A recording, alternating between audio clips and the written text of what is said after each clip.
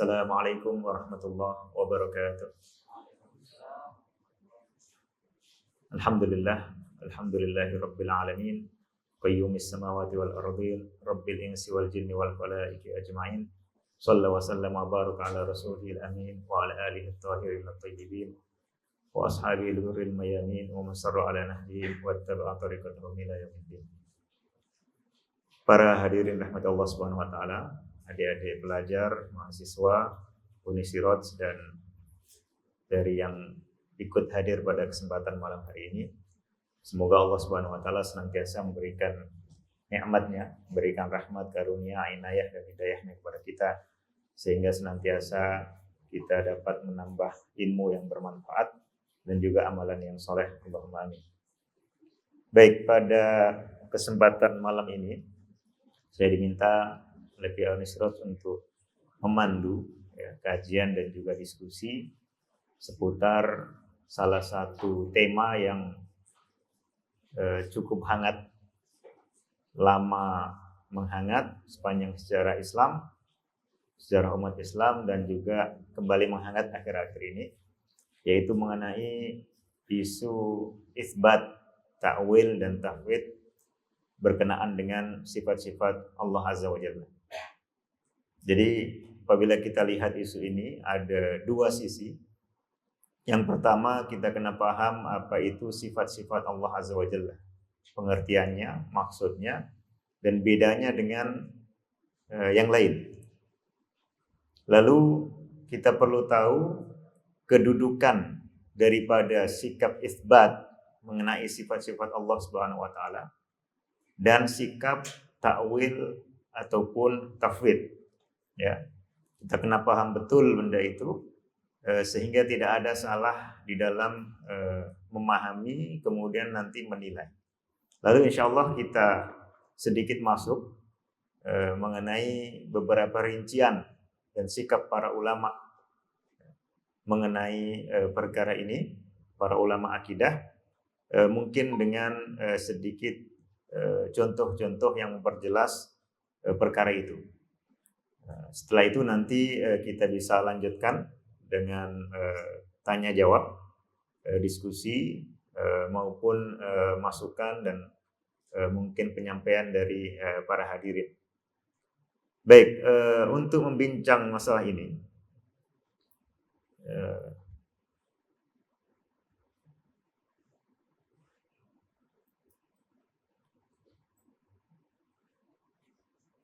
saya akan sampaikan supaya lebih mudah dengan satu slide. Sebentar.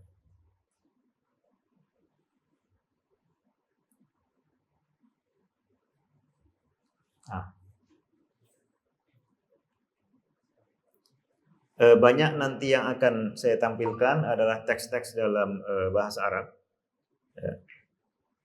Tidak ada masa untuk menerjemahkan. Tapi nanti kita boleh ambil bagian-bagian yang paling penting untuk kita pahami.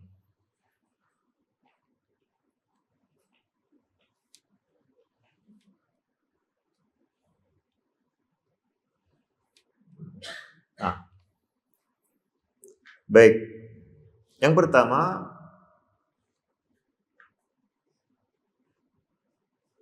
yaitu pengertian dari sifat Allah Azza wa Jalla. Kita sering dengar kata sifat. Kata sifat ini tidak disebut dengan istilah sifatullah semacam ini di dalam Al-Quran. Di dalam hadis tidak banyak disebut. Ada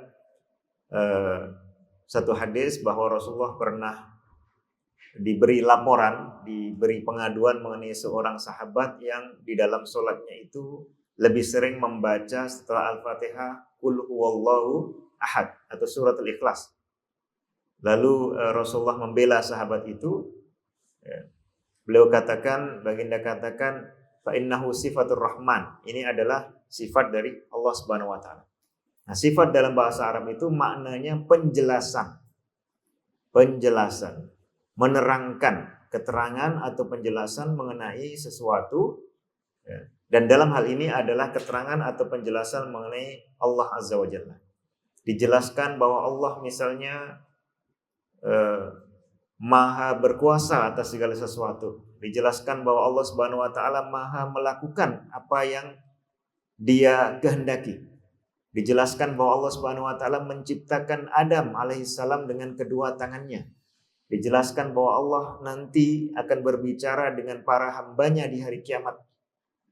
Dijelaskan bahwa dulu Allah Subhanahu wa taala sudah mencatat tulisan takdir di sisinya 50.000 tahun sebelum penciptaan langit dan bumi. Semua penjelasan mengenai Allah Azza wa Jalla itu adalah kita sebut sebagai sifatu Allah Azza wa Jalla.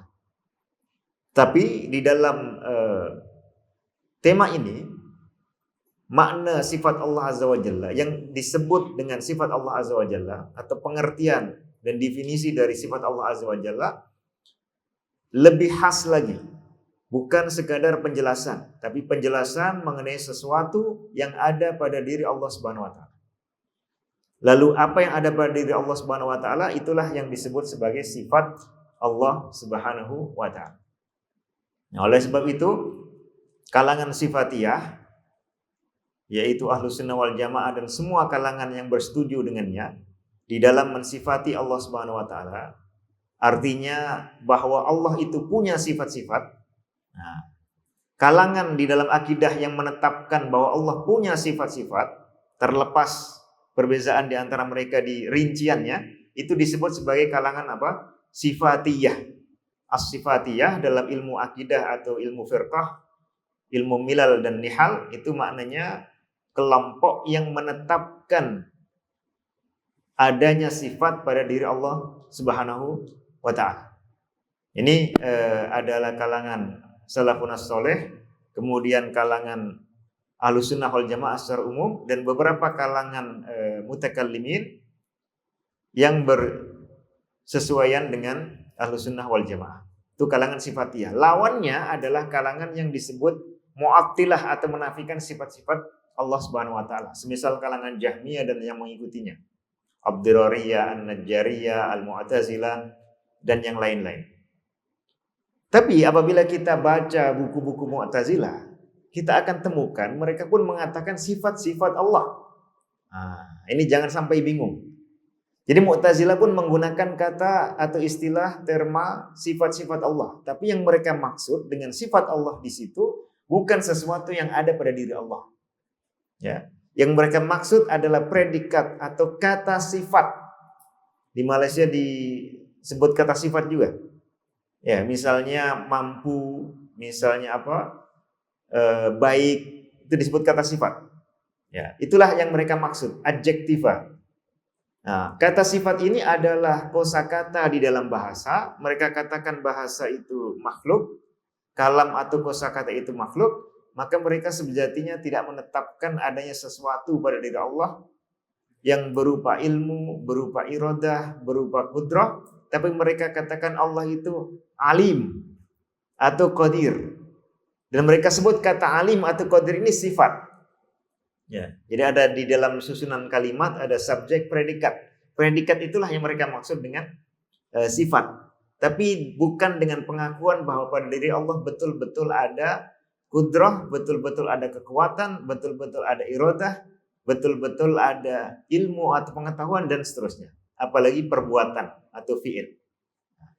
Sehingga para ulama umumnya mengatakan mereka menafikan sifat Allah dalam makna sifat dengan pengertian sesuatu yang ada pada diri Allah Subhanahu wa taala. Yang kemudian disebut ilmu, qudrah, iradah, ya.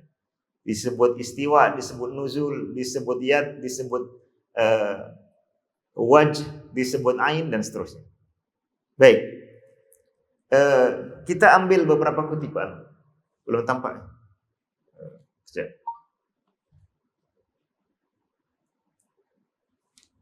Tampak ya? Baik, kita ambil beberapa kutipan.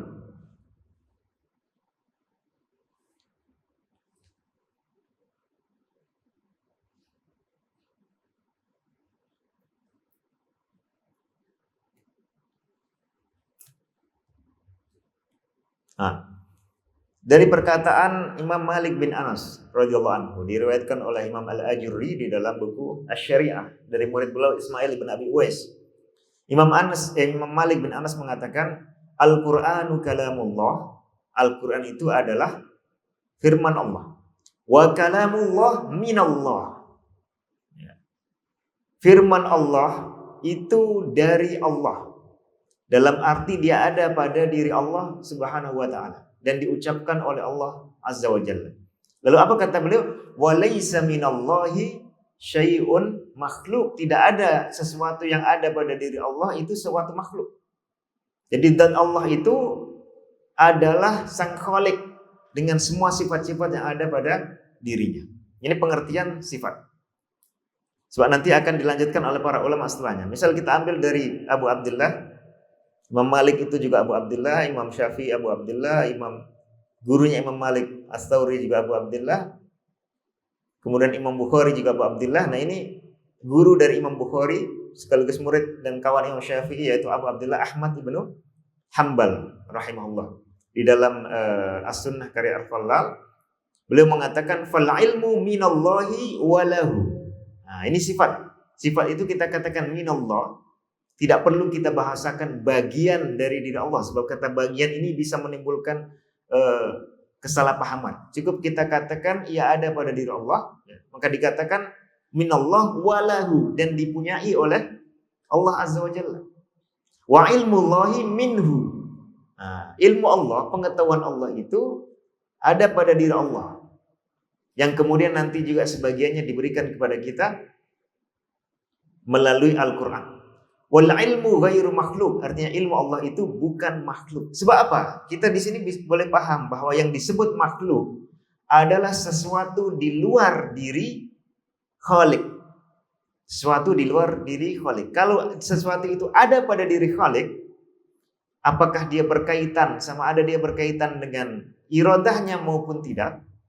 Sifat hayat misalnya, hidupnya Allah itu tidak berkaitan dengan iradah. Tapi sifat bahwa Allah memberi rizki itu berkaitan dengan iradah. Menciptakan berkaitan dengan iradah. Itu semua bukan makhluk. Termasuk firman Allah. Termasuk diantaranya Al-Quran. Mulai dari Bismillah sampai minal jinnati wan nas. Itu semuanya bukan makhluk. Sebab dia diucapkan oleh Allah Subhanahu wa ta'ala. Walaupun kita kemudian menulisnya dengan tangan kita. Dengan perbuatan kita. Dengan tinta dan kertas kita. Tinta, kertas, perbuatan kita itu semua makhluk. Tapi yang kita tulis bukan makhluk. Sebab dia adalah firman. Yang firman ini asalnya diucapkan oleh Allah Azza wa Jalla. Mengacunya ke yang asal. Dan firman itu berasal dari ilmu Allah Azza wa Jalla. Sebab yang dikatakan Allah dalam Al-Quran itu bersumber dari ilmunya. Kalam Allah, ilmu Allah dan juga perbuatan-perbuatan yang dilakukan langsung oleh Allah itu bukanlah makhluk. Itu sifat Allah. Jelas ya? Jadi beda antara sifat Allah dengan makhluk adalah bahwa sifat Allah itu ada pada diri Allah. Makhluk itu di luar diri Allah. Dan memang seperti itu pengertian dalam bahasa. Termasuk di dunia manusia walaupun bukan penciptaan yang utuh, yang sempurna.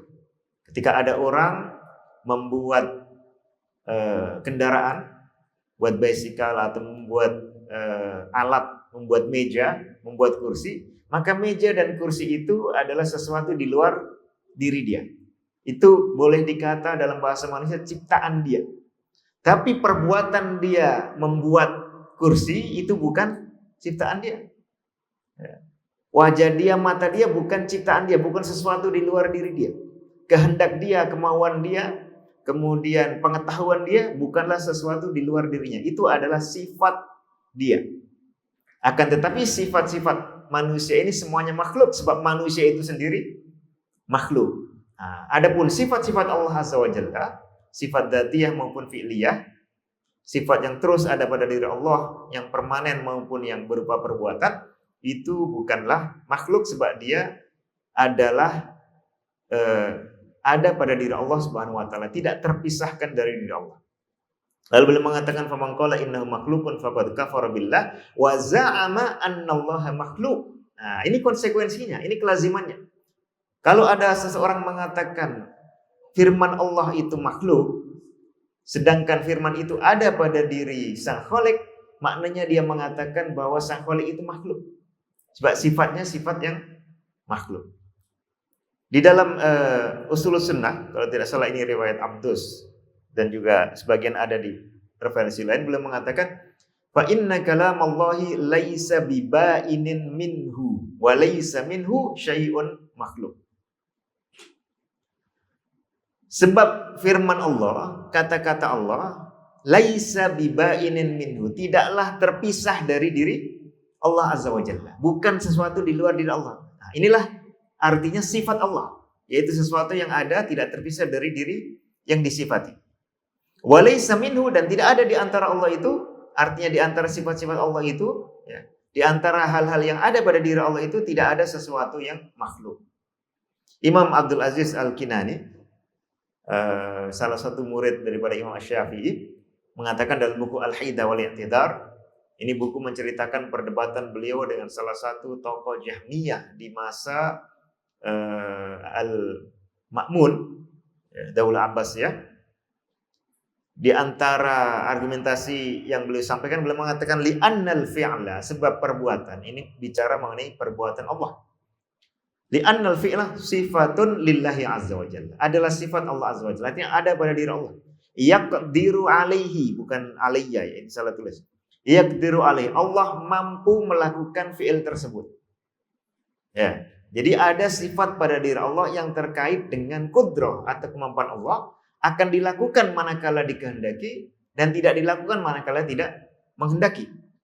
Fa'alun lima yurid, innama amruhu idza arada syai'an ay yaqula lahu kun fayakun. Jadi perkataan kun yang dengannya Allah menciptakan makhluk itu adalah perbuatan yang merupakan sifat, yaitu sesuatu yang ada pada diri Allah Azza wa Jalla. Wala yamna'uhu minhu mani', dan tidak ada yang mampu menghalanginya. Nah, ini kudrah yang sempurna. Baik, untuk lebih memperjelas ini, maka perlu kita tunjukkan, kita tambahkan dulu, memperkuat hal itu dari Imam Al-Bukhari dalam Sahih Bukhari, kitab yang paling dikenal oleh umat Islam setelah Al-Quran. Dan ternyata itu merupakan selain kitab hadis juga kitab fikih, kitab sirah, ya, kitab tafsir, dan termasuklah kitab akidah. Dimulai dengan 2 bab dalam akidah, Bad'ul Wahyi dan Kitabul Iman, ditutup dengan 2 atau 3 bab akidah, ya, tentang akhbarul ahad, tentang al-i'tisam bil kitabi was sunnah, dan tentang at-tauhid war raddu al-jahmiyah. Beliau mengatakan babu ma jaa fi takhliqis samawati wal ardi wa ghairiha minal khalaiq, tentang perbuatan atau penciptaan langit dan bumi serta makhluk-makhluk yang lain. Jadi ada Allah Azza wa Jalla, kemudian ada langit dan bumi. Nah, langit dan bumi ini bisa muncul, bisa ada, bisa wujud sebab diciptakan oleh Allah. Maka ada perbuatan menciptakan apa? Langit dan bumi. Perbuatan itu sifat Allah ataukah makhluk Allah? Sifat Allah, sebab dia tidak terpisah dari diri Allah Azza wa Jalla. Walaupun baru wujud setelah dikehendaki oleh Allah. Wa huwa, kata Imam Bukhari, fi'lur Rabbi tabaraka wa ta'ala wa amruhu. Nah, disebut fi'il, disebut sifat, disebut amr. Amr ini maknanya sifat. Maka Quran juga disebut amar Allah Azza wa Jalla. Ala lahul khalqu wal amru. Nah, dibedakan antara nanti hasil dari ciptaan dan antara perintah Allah Azza wa Jalla. Dibedakan antara kun dengan makhluk yang tercipta dari kun. Kun itu amarnya Allah Subhanahu wa taala. Kemudian makhluknya itu adalah sesuatu yang terpisah, bukan sifatnya Allah Azza wa Jalla. Kata Imam Bukhari, farrabbu bisifatihi wa fi'lihi wa amrihi wa kalamihi huwa. Semestinya tidak ada wa, ya.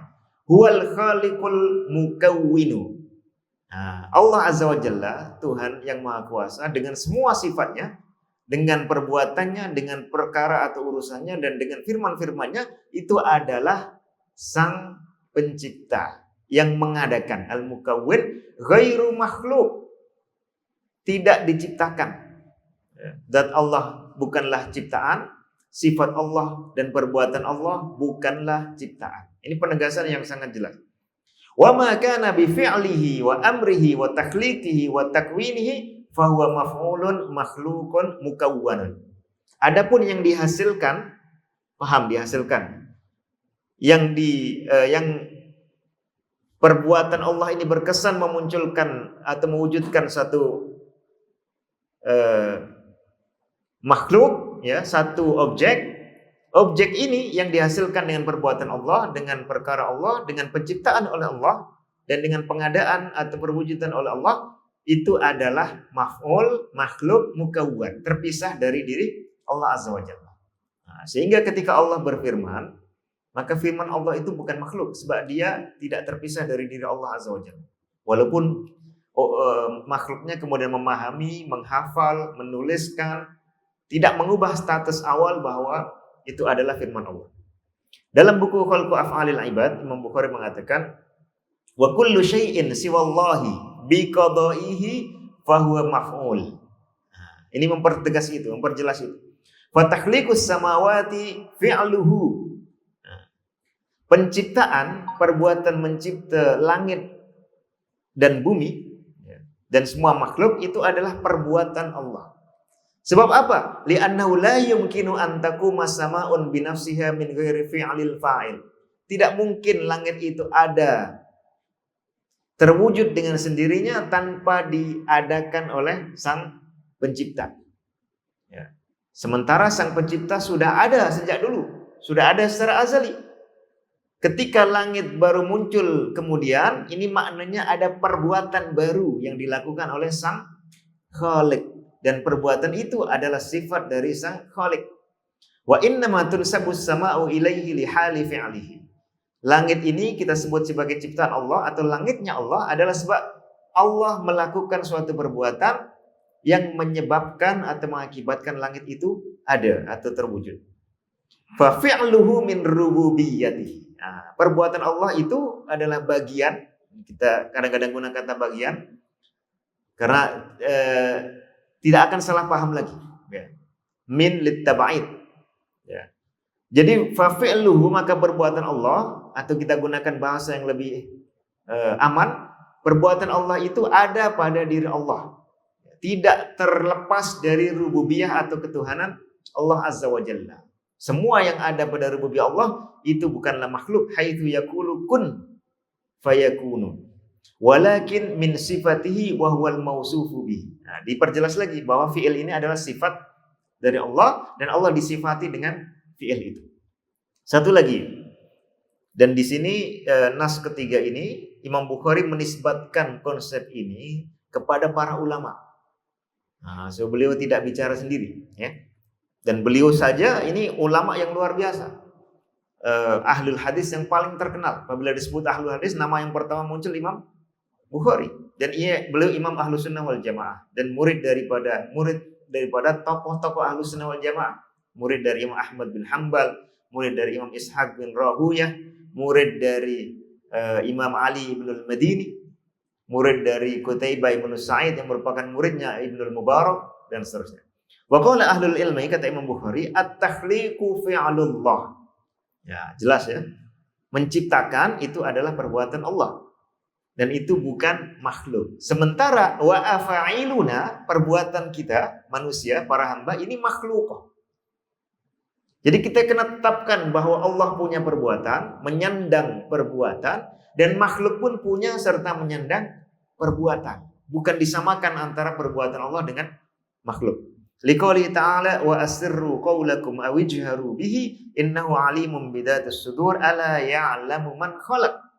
Artinya ya'lamu sirra wal jahra minal qaul. Fa fi'lullah, kata Imam Bukhari, sifatullah. Fi'lullah, sifatullah. Sebab apa? Ada pada diri Allah. Laisa bibainin minhu. Kalau kita himpun semua tadi, perkataan Imam Malik, perkataan Imam Ahmad, perkataan Imam Bukhari, ditambah dengan imam lain, saya sengaja tidak sebut semua, beberapa saja. Sebab tak banyak masa. Ada Imam Ishaq, ada Imam Hamad dan yang lainnya. Wal maf'ulu ghairuhu.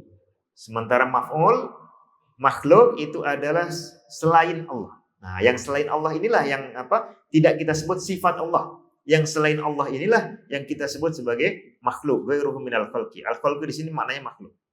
Masdar dengan makna maf'ul. Baik. Sekarang penjelasan yang membedakan kalau ada sesuatu disandarkan kepada Allah, apakah semua yang disandarkan kepada Allah itu sifat Allah? Nah, coba ada yang menjawab. Tak, kita katakan masjid ini ataupun Baitullah ataupun Masjidil Haram itu Baitullah, ya. Tapi dia bukan sifat Allah. Naqatullah zaman Nabi siapa? Soleh alaihissalam. Untanya Allah. Apakah unta itu sifat Allah? Bukan. Sebab apa? Dia terpisah dari diri Allah Azza wa Jalla. Kalau dikatakan ruhullah atau ruhum minhu, itu bukan maknanya sifat Allah. Sebab dia adalah sesuatu yang jelas-jelas berdiri sendiri, terpisah dari sang pencipta. Baik, kita kutip dari Ibnul Qayyim dan Ibnu Taimiyah yang memperjelas ini. Ibnu Taimiyah rahimahullah mengatakan wa ma udhifa ilallahi. Ya, beliau salah satu tokoh yang meneruskan, menghimpun dan memperjelas, memperkuat lagi akidah dan hujjah-hujjah Ahlussunnah wal Jamaah semenjak masa Imam Ahmad Al-Bukhari dan sebelum itu. Wa ma udhifa ilallah, sesuatu yang disandarkan pada diri Allah, min sifati fi'lihi, dari sifat-sifat perbuatan Allah, mimma huwa ghairu ba'inin anillah, yang tidak terpisah dari diri Allah, fa ghairu makhluk, tidaklah makhluk, bukan makhluk. Tapi wa kullu syai'in udhifa ilallahi ba'inun anhu, semua yang dinisbatkan kepada Allah yang terpisah dari diri Allah, dunahu, ya, ada di luar diri Allah, makhlukun, itu adalah makhluk. Ini memperkuat apa yang dikatakan Imam Bukhari. Hurufnya cukup besar ya. Ya, kita biasakan banyak bahasa Arab supaya tak sempat terjemah.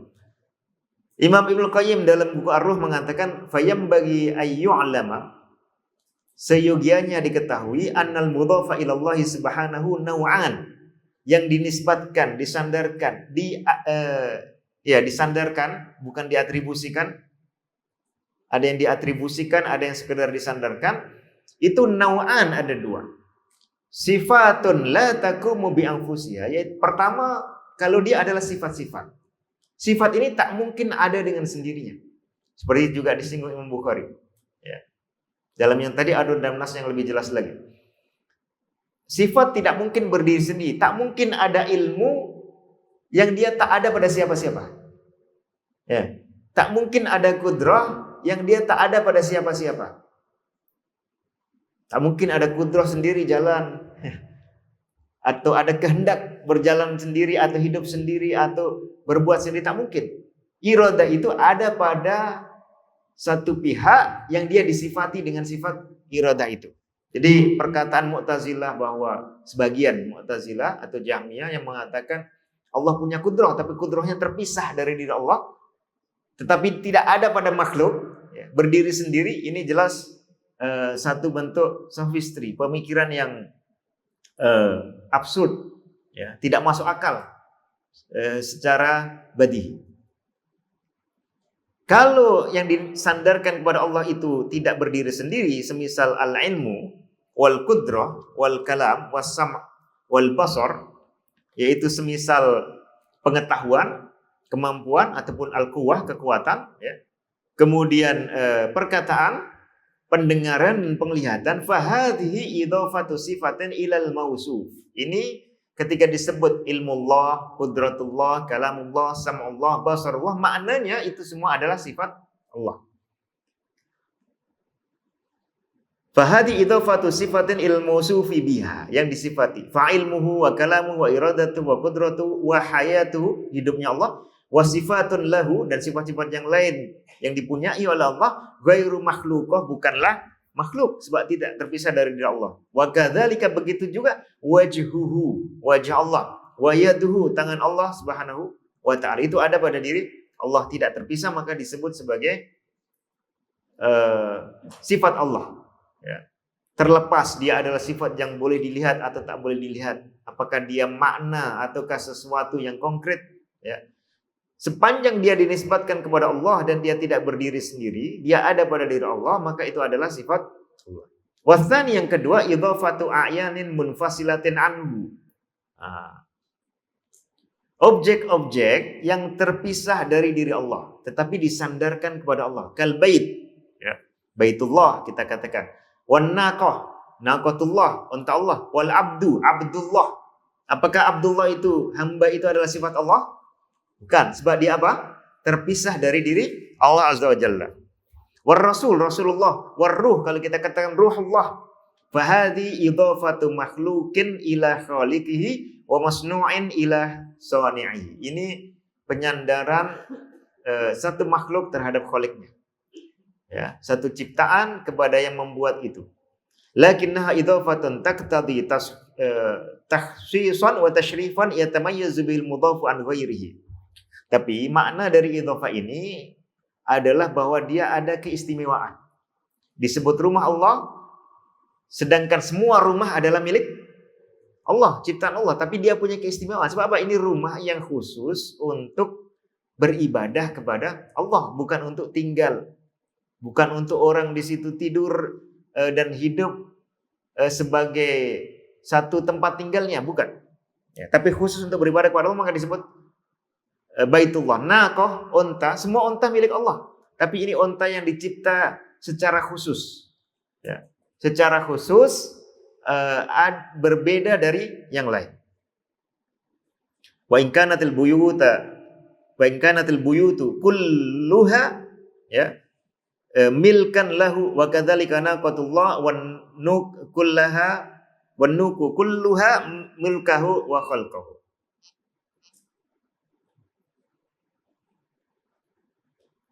Baik, ini sudah Isya, kita akan break untuk dengar azan dan jawab azan. Lepas itu sambung.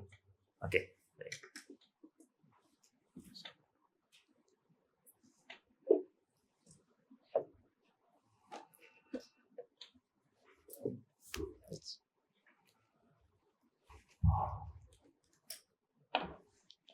Silakan. Allahu Akbar, Allahu Akbar. Allahu Akbar,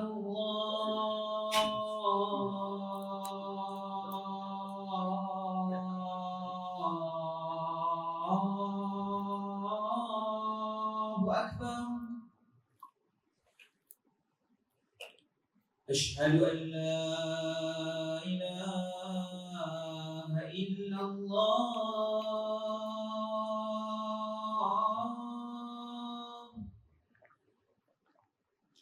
أشهد أن لا إله إلا الله.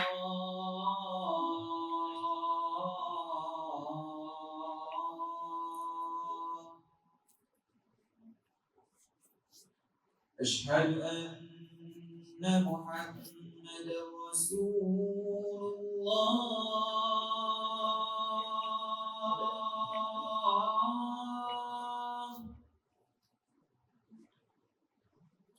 أشهد أن محمدا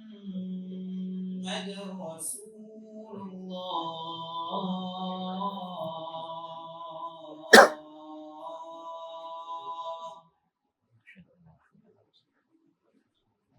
حي على الصلاة.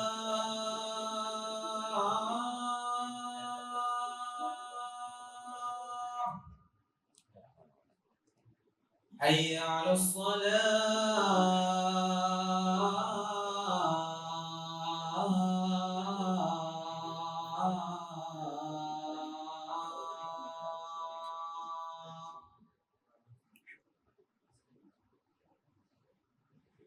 حي على الفلاح.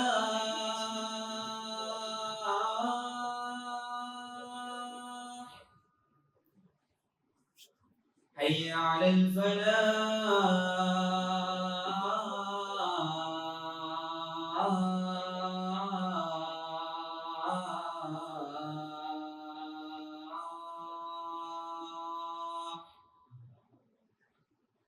الله أكبر، الله أكبر. لا إله إلا الله.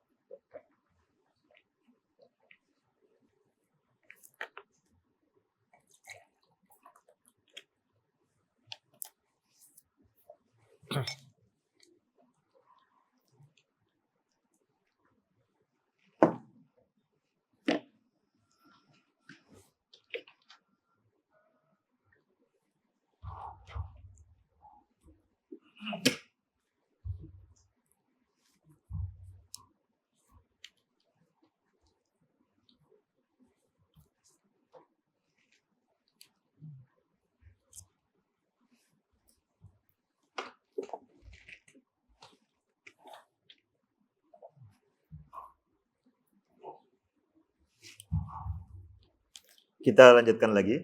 Bismillahirrahmanirrahim. Sekarang kita sudah paham apa itu sifat Allah yang dimaksud di dalam pembahasan akidah ini. Berikutnya adalah sikap mengenai sifat-sifat Allah. Atau lebih lengkapnya sikap mengenai asma dan sifat Allah Azza wa Jalla. Ataupun sikap terhadap nas-nas Al-Quran dan Sunnah atau ijma' mengenai sifat-sifat dan nama-nama Allah Azza wa Jalla. Jadi ada dua. Di sini nanti akan terpetakan apa itu isbat, apa itu takwil, dan apa itu tafwid. Sebab kalau tidak kita petakan, maka akan kurang jelas. Baik.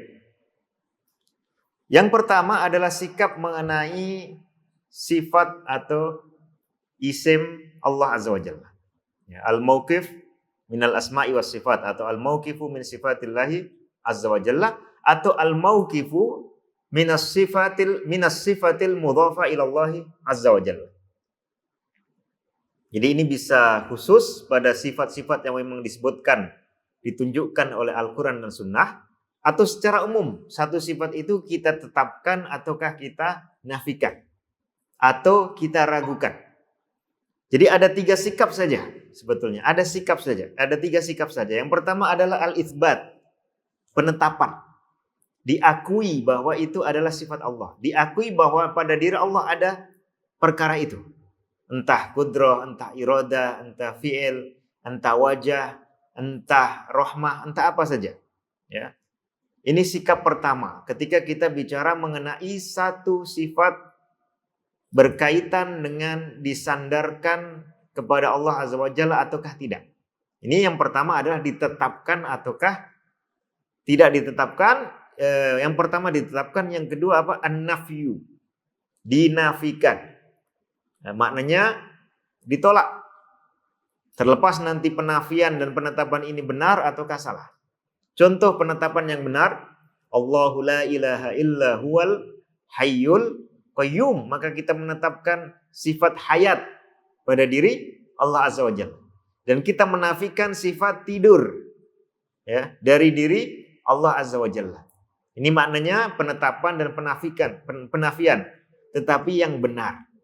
Contoh penetapan yang tidak benar, ya, misalnya perkataan orang Yahudi dan mereka tulis di dalam Taurat, dalam Sifrut Takwin, ya, dalam kitab Kejadian, mereka tulis atau katakan bahwa Allah Azza wa Jalla setelah menciptakan langit dan bumi di dalam 6 masa, fastaroha.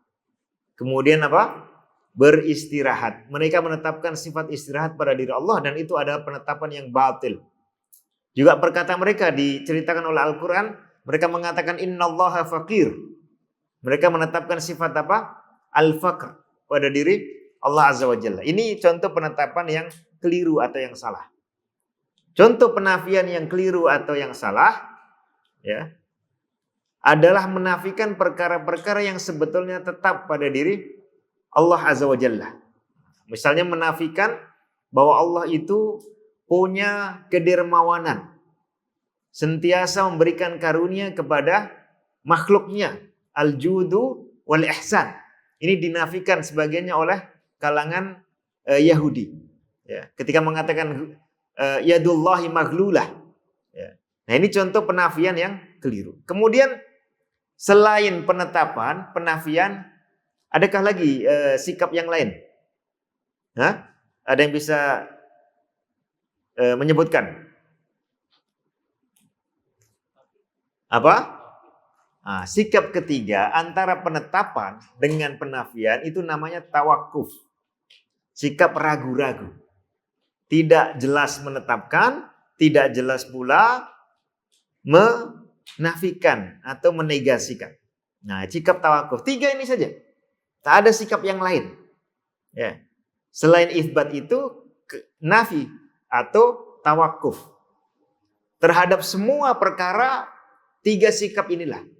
Contoh, apakah Rasulullah SAW, apakah Muhammad ibnu Abdullah Shallallahu Alaihi Wasallam itu nabi Allah ataukah bukan? Hanya ada 3 pilihan sikap. Menetapkan bahwa beliau baginda adalah apa? Nabi dan utusan Allah, atau menafikan itu, atau ragu-ragu. Apakah Al-Quran ini kalamullah atau bukan? Apakah Al-Quran ini wahyu dari Allah atau bukan? Hanya ada 3 pilihan sikap. Sehingga kalau kita kembali ke tajuk acara program ini, yaitu antara apa? Isbat, takwil dan apa? Tafwid. Karena takwil dan tafwid ini bukan isbat, maka dia mesti berakar pada salah satu dari 2 sikap itu. Sikap nafi atau sikap tawakuf. Dan ini nanti akan jelas dari mereka yang memang mengambil sikap takwil atau tafwid.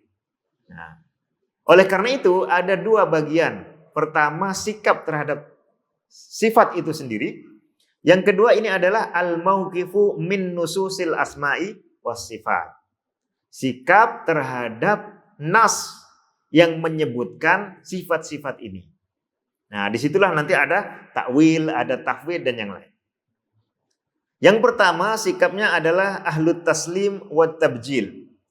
Yang pasrah terhadap nas itu, amirruha kama ja'at, ya. Wasafallahu nasifullah bima wasafa bihi nafsahu au wasafahu bihi Rasulullah sallallahu alaihi wasallam. Dan tabjil, diagungkan nas itu. Tidak dikurangkan derajatnya, tidak diragukan. Nas itu semuanya adalah tibyan likulli syai'. Ya. At-taslim ini diambil misalnya dari perkataan Imam Al-Auza'i. Ya. Ini kalau tidak salah ada juga dari Imam Az-Zuhri, salah seorang tabi'in. Ya. Jadi secara umumnya adalah minallahil bayan wa alar rasuli, minar rasuli al-balagh wa alaina at-taslim. Kita cukup pasrah. Amirruha kama ja'at, ayatnya datang membawa penjelasan, maka kita terima ayat itu membawa penjelasan. Penjelasannya kita katakan jelas dan kita pahami, kita imani. Yang kedua, ahlut takdzibi wat taqlil. Kalangan yang mendustakan. Ini konon ada sebagian kalangan Jahmiyah mendustakan beberapa ayat Al-Qur'an. Ya. Sampai diceritakan laisa kamitslihi syai'un wa huwas samiul basir, pernah tertulis di kiswah Ka'bah. Lalu ada orang ingin mengganti wa huwas samiul basir ini karena tidak menetapkan Allah itu Maha melihat dan Maha mendengar, ingin diganti. Ya. Wa huwal latiful khabir atau wa huwal azizul alim atau wa huwal azizul hakim. Ya. Ini contoh yang dengan ayatnya ini pun dia ingin mendustakan. Ada yang membaca ayat diceritakan Ar-Rahmanu 'alal arsyistawa. Seandainya aku mampu menyobek dengan darahku akan aku sobek. Ya, tidak terima dengan ayat itu. Atau at-taklil. Taklil itu mengurangkan kedudukan. Dia menerima ayat Al-Quran, nanti dia sikapi dengan cara selain pendustaan. Lalu hadis-hadis banyak dia tolak. Dia katakan hadis ini rawinya hanya 1, rawinya hanya 2, rawinya hanya 3. Hadis ini cukup panjang, tidak qat'i dan seterusnya. Dia kurangkan. Padahal ulama sepanjang zaman menerima itu sebagai petunjuk dari Rasulullah SAW selama memang riwayatnya valid atau sahih. Yang ketiga, sikap ahlut takhatubi bitakhyil. Ini kalangan falasifah, semisal Ibnu Sina, mungkin juga Al-Farabi dan juga bahkan Ibnu Rushd, ya, menganggap bahwa Al-Quran dan Rasulullah dengan hadisnya itu tidak, itu memang betul. Ya, Al-Quran ini memang turun sebagai wahyu, hadis itu diucapkan Rasulullah, tidak dia dustakan, tapi tidak dia taslim isinya. Ya, tidak dia terima apa adanya. Dia anggap bahwa ayat-ayat dan hadis-hadis ini sebetulnya adalah mitos atau ilusi atau dusta. Tetapi sengaja disampaikan kepada masyarakat supaya memberikan motivasi agar masyarakat percaya sehingga mau melakukan ibadah semisal sholat, puasa, zakat, baca Quran dan seterusnya. Termasuklah mereka katakan surga neraka itu juga takhyil. Hanya sekedar ilusi. Sebenarnya tidak ada, ya, tidak wujud dalam realiti, tetapi dia kata itu untuk menyemangati. Ini saya kena pilih-pilih kosakata yang boleh paham orang Malaysia, orang Indonesia. Dan itu sulit. Sebab kadang-kadang satu ungkapan bisa berubah maknanya. Ya. Jadi kalau ada salah-salah mohon maaf. Dia katakan bahwa itu hanya sekedar ilusi. Lalu nanti ada pula yang mengatakan kalau begitu syariat pun banyak yang ilusi. Perintah untuk sholat itu tak sebenarnya innas sholata kanat alal mu'minina kitaban mauquta, bukan betul-betul kitaban diwajibkan. Kutiba alaikumus syamu kama kutiba alal ladzina min qablikum, bukan betul-betul diwajibkan. Itu hanya untuk menggerakkan tahyil lil jumhur. Itu mukhatabatul limaslahatil jumhur. Dia kata itu. Ini dua kalangan ini, ahlut takdzib dan ahlut tahyil ini kalangan yang sangat jauh. Ya. Tidak banyak kita jumpai lagi di dalam sejarah Islam kecuali di kalangan-kalangan batiniyah ya, yang penyimpangannya sangat jauh. Tapi taklil ya, yang agak mendustakan beberapa hadis itu cukup banyak di masa dulu dan beberapa sampai sekarang. Nah, kemudian yang keempat adalah ahlut ta'wili bit tabdil. Yang mentakwil dengan mengganti makna daripada nas itu. Ya. Ar-Rahmanu 'alal arsy istawa, istiwa. Dalam bahasa Arab artinya ala alaihi atau istaqarra alaihi, tapi diganti maknanya jadi istaula. Ya. Contohnya misalnya bal yadahu mabsutatan. Ya. Lima khalaqtu biyadayya, yadayya diganti maknanya dari bini'matayya atau biqudrati atau biqudratayya. Ya. Diganti maknanya tidak seperti halnya makna semula. Tidak seperti halnya makna yang ditampakkan atau dijelaskan oleh nas itu. Kemudian mereka menyebut sikapnya ini sebagai sikap takwil. Dan kemudian istilah takwil masuk ke usul fikih ya, sebagai lawan daripada zahir.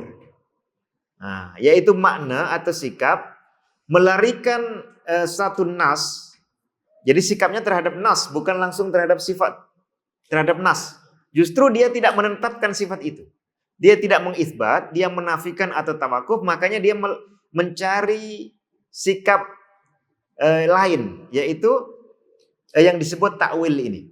Ya, dilarikan dari makna semula ke makna lain yang tidak ditunjukkan, ditampakkan oleh ayat tersebut.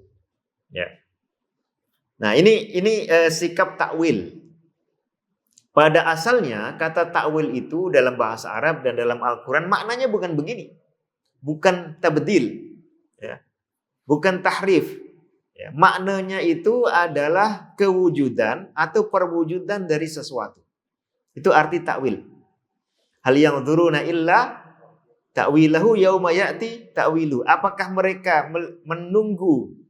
Tidakkah mereka menunggu selain takwilnya? Maksudnya selain perwujudan dari berita mengenai hari kiamat dan mengenai akhirat, mengenai surga dan neraka. Mereka menunggu-nunggu takwilnya. Maknanya menunggu perwujudannya. Perwujudan dari informasi itu atau kewujudan atau kenyataan dari informasi itu. Pada saat datang perwujudannya, kenyataannya, dalam bahasa akidah kita menyebutnya kaifiyahnya. Nah, jadi ayat wala ya'lamu ta'wilahu illallah itu maknanya wala ya'lamu kaifiyatahu illallah, wujud nyatanya. Ya, salah satu mufassir di era salaf namanya Ibnu Zaid kalau tidak salah. Ya. Beliau mengatakan menafsiri ta'wilahu tahaqquqahu. Nah, perwujudan kenyataan. Kalau tidak salah diriwayatkan juga dari salah satu ulama yang lebih terdahulu. Ya. Coba lihat di tafsir Ibnu Abi Hatim Ar-Razi rahimahumullah. Jadi maknanya adalah ketika Allah memberitahukan mengenai dirinya, kita boleh paham. Tapi kita tak paham wujud nyatanya. Kita tak tahu wujud nyatanya sebab tidak menyaksikan langsung. Ketika Allah memberitahukan tentang wajahnya, tentang dua tangannya, tentang rahmahnya, tentang kudrohnya, tentang ilmunya, kita boleh paham, kita tetapkan, ya, tapi kita tidak tahu takwilnya. Kita tidak tahu apa wujud nyatanya. Itu makna takwil di dalam Al-Quran. Lalu kata takwil digunakan juga oleh sebagian ulama salaf, ya, khususnya di masa belakangan seperti Imam Ibnu Jarir At-Tabari, Abu Ja'far radhiyallahu anhu, ya, rahimahullah, mengatakan ta'wilu hadhil ayah. Ya, tafsir beliau itu judulnya Jami'ul Bayan an atau fi ta'wili ayatil Quran. Nah, ta'wil itu maksudnya tafsir. Walaupun tidak menjelaskan kaifiyah dari perkara-perkara yang gaib. Nah, takwil yang di sini maknanya beda. Makna baru, istilah baru, terminologi baru, terma baru. Maknanya adalah memalingkan satu nas dari makna semula atau makna yang tampak ditunjukkan oleh nas itu ke makna lain. Ada alasan-alasan mengapa mereka memalingkan. Ketika kita bicara mengenai nas, mengenai sifat Allah, itu dipalingkan sebab salah satu dari dua sikap itu. Menafikan atau tawakuf. Maka dia tak boleh terima makna semula. Dia akan larikan untuk menghindari itsbat, untuk menghindari penetapan dari sifat. Yang kelima, dan ini poin ketiga dari tajuk diskusi ini atau kajian ini, yaitu ahlut tafwidhi bit tajhil. Kata tafwid itu makna semula makna yang bagus, sama dengan taslim. Wa ufawwidu amri ilallah, ya, memasrahkan pada Allah. Kalau Allah suruh E, kita lakukan E. Allah suruh B, kita lakukan B. Allah beritahu, bagi tahu A, kita lakukan itu. Ya. Itulah tafwid dalam makna yang sebenarnya. Ya. Jadi kalau Allah beri bagi penjelasan ke kita, maka kita katakan ya jelas, saya terima. Bukan Allah sudah bagi penjelasan, katakan belum jelas. Atau tak jelas, tak boleh dipaham maknanya. Nah, ini makna yang menyimpang dari istilah tafwid. Maka kita pertegas tafwidnya tafwid tajhil. Mengatakan bahwa kita ini bodoh, tidak tahu makna dari ayat yang sudah jelas ini. Dan kita pula katakan ulama-ulama kalau mengikuti sikap tafwid ini, ulama sebelumnya termasuk kalangan salaf itu pun tidak tahu makna daripada ayat-ayat yang diturunkan oleh Allah sebagai penjelasan untuk mereka. Nah, ini konsekuensinya sangat serius. Salah satu problem besar pada hermeneutika kitab suci yang dimasukkan ke dalam diskursus pemikiran liberal atau liberalisme Islam di masa kontemporeri adalah isu bahwa Al-Quran itu maknanya tak jelas. Ya, ini menutup pintu hidayah. Kadang ditabdil, diganti maknanya, ya. Atau kadang didustakan dengan menggugat sejarah Mushaf Utsmani, seperti sikap Ahlut takdzib wa taklil. Kadang dianggap dia mitos. Cerita-cerita kisah soal Nabi Musa, soal mukjizat dalam Al-Quran dianggap dia mitos saja. Jadi dia mengikuti, ini semua ada di kalangan liberalisme. Ya. Lalu atau diganti-ganti maknanya, itu maksudnya bukan seperti itu. Ya. Ayat yang menerangkan tentang harta warisan ditakwil, ditabdil oleh Sahrur misalnya, ya. Dengan teori limitnya, tidak seperti yang biasa dipahami ulama. Atau dikatakan tak bisa dipahami. Mereka mengatakan kita tidak bisa sampai, ya, tidak mungkin sampai ke makna objektif dari sebuah ayat dari dokumen yang sudah lama. Yang dianggap penulisnya sudah mati. Dianggap bahwa pembaca boleh membuat tafsiran-tafsiran baru. Nah, sehingga seperti tidak ada gunanya nas-nas itu lagi. Padahal itu adalah panduan hidayah petunjuk untuk umat manusia sampai hari kiamat. Ini konsekuensinya sangat parah. Walaupun nanti tingkatan orang berbeda-beda. Kalau kita bicara secara khusus pada sikap mengenai asma dan sifat Allah Azza wa Jalla, tafwid yang berbeda dengan itsbat itu adalah yang seperti ini. Mengatakan bahwa ayat itu maknanya tidak jelas. Atau tidak cukup untuk menunjukkan sifat Allah. Ya. Padahal sudah sangat tegas. Wa kallamallahu Musa taklima, diperjelas. Tapi dikatakan apa? Oh, belum jelas. Ya. Wa yabqa wajhu rabbik, dikatakan belum jelas. Ada penguatnya, Dzul Jalali wal Ikram. Dzul Jalal itu di rafa. Ya. Berarti dia sifat kepada apa? Wajh. Wa yabqa wajhu. Bukan sifat kepada Rabbik, sebab Rabbik itu kalau sifatnya adalah Dzul Jalali wal Ikram. Nah, diperkuat bahwa ini betul-betul wajah Allah itu ada pada diri Allah dan bukan sama dengan zat Allah. Lalu disifati wajah itu dengan Al-Jalal dan Ikram, dengan keagungan dan kemuliaan atau pemuliaan. Nah, ini sudah sangat jelas dikatakan belum jelas. Nah, itu dasar dari sikap tafwid yang sebabnya adalah karena penafian sifat yang disebutkan di ayat itu atau ragu-ragu. Ya. Yang terakhir adalah ahlut takyifi wat tamtsil. Ya. Ini kalangan yang mengitsbat, tapi dia berlebih.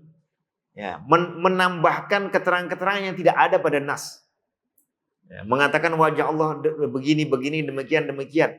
Ya, mengatakan bahwa istiwanya demikian tanpa ada dasar dari nas, sementara dia tidak melihat dan itu adalah perkara yang gaib, tidak langsung dipahami dari makna kosakata itu dalam bahasa, maka ini ada juga sikap yang berlebihan, ya. Masih kategori isbat tapi dia berlebihan, mentakyif dan apalagi menyamakan dengan yang ada pada makhluk, sementara sifat yang ada pada makhluk itu punya kekurangan.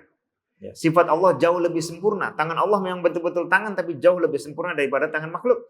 Rahmat, kasih sayang Allah itu memang betul-betul kasih sayang Allah, tapi jauh lebih sempurna daripada makhluk. Ya. Lalu kemudian kudrah Allah misalnya itu jauh lebih sempurna daripada kudrah makhluk. Jadi yadullahi fauqa aydihim, kemudian dikatakan lallahu arhamu bihadihi lallahu arhamu bihadihi min hadihi bitilka. Dikatakan lallahu aqdaru alaika minka ala hadza ala abdika. Dalam salah satu hadis ketika Rasulullah mencela salah satu orang yang bersikap kurang halus terhadap hambanya atau sahayanya. Nah, ini gambaran sikap. Jadi kita paham takwil dalam arti tabdil dan tafwid dalam arti tajhil itu bagian dari sikap terhadap nas-nas. Nah, mereka tidak menetapkan sifat-sifat. Kalau menetapkan masuk ke dalam kategori isbat. Terlepas level, aras atau pemeringkatan penetapannya. Boleh berbeda-beda, tapi sepanjang dia menetapkan itu adalah sifat Allah, ada pada diri Allah, maka masuk kategori isbat. Yang selainnya ini menafikan atau ragu-ragu. Nanti akan memilih salah satu dari 4 sikap di bawah itu.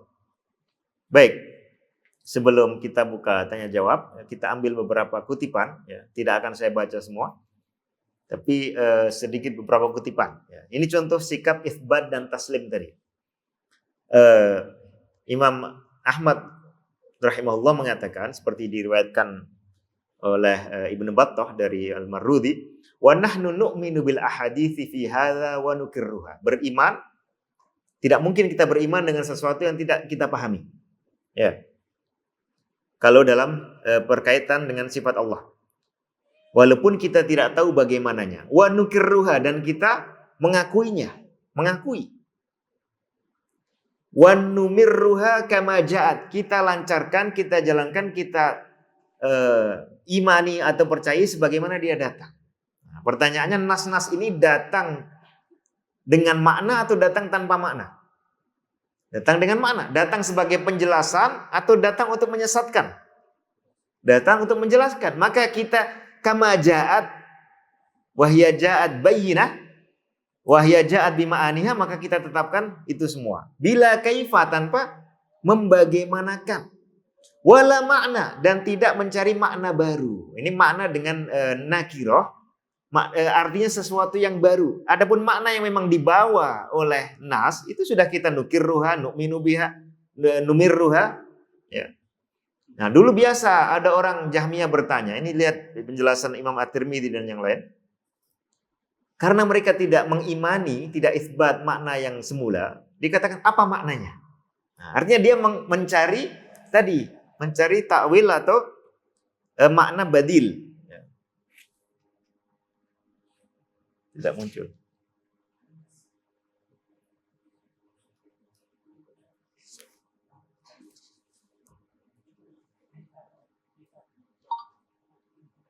Boleh dicek? Ya. Supaya tidak pembicara saja yang baca. Lihat teks.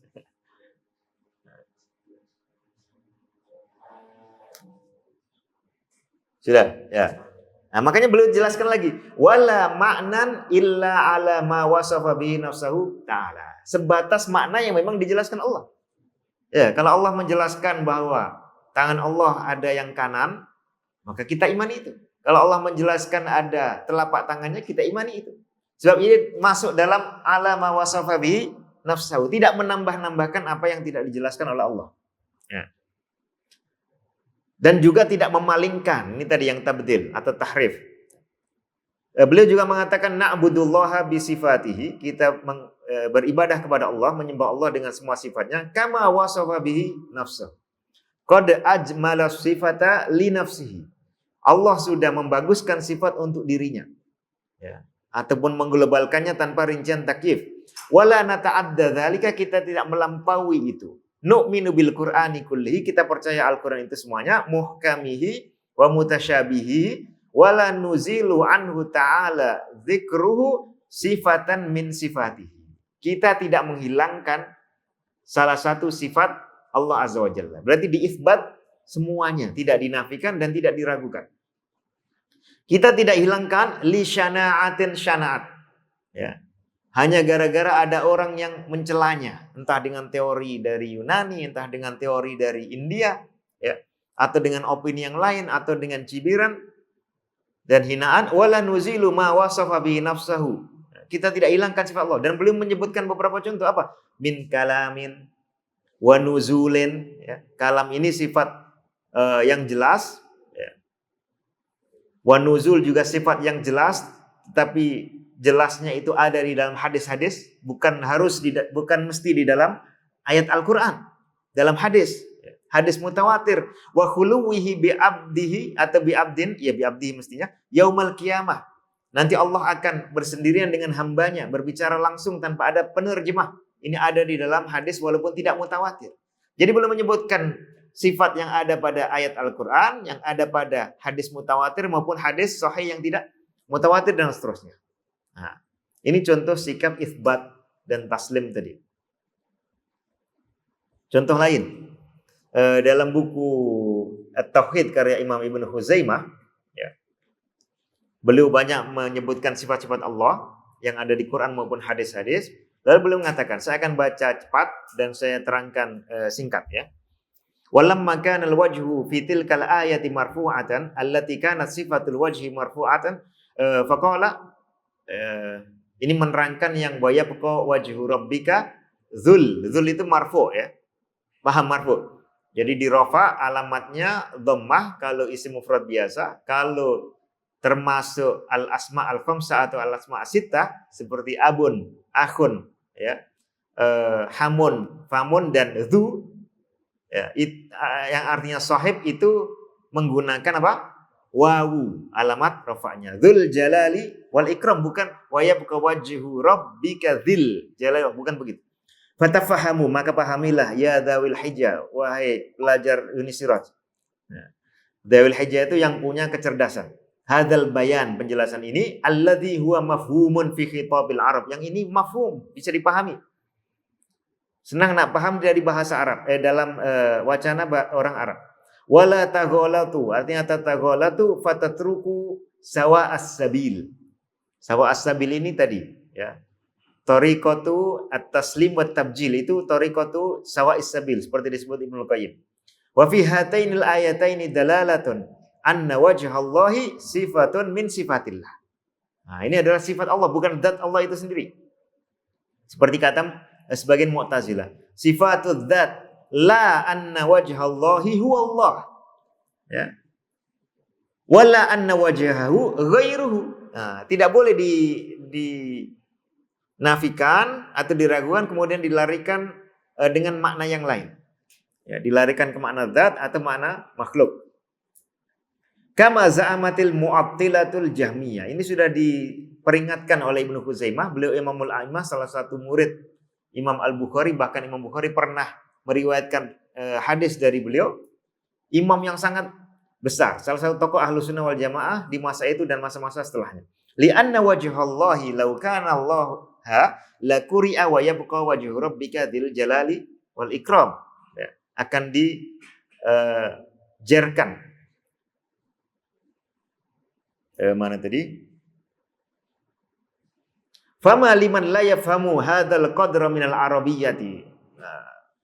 Alangkah naifnya orang yang tidak memahami uslub bahasa Arab ini. Wa wada'al kutuba ala ulama'i ahli al-athar al-qailina bi kitabi rabbihim wa sunnati nabiyyin sallallahu alaihi wasallam.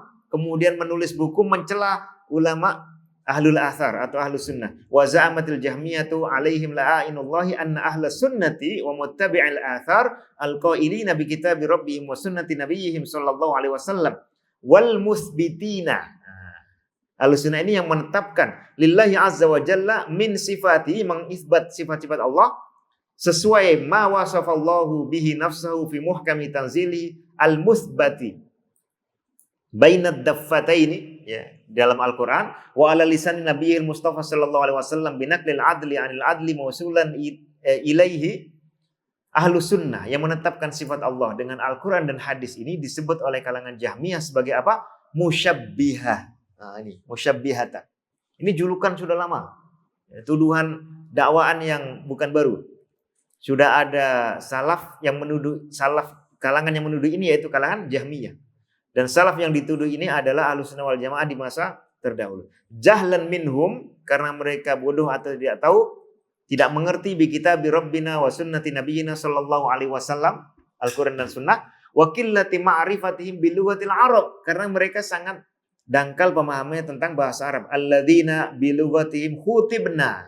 Sementara kita diajak bicara oleh Allah dalam Al-Quran dengan bahasa Arab, begitu juga oleh Rasulullah. Wa qad dzakarna minal kitabi was sunnati fi dzikri wajhi rabbina bima fihil ghunya atau ghinyatu wal kifayah.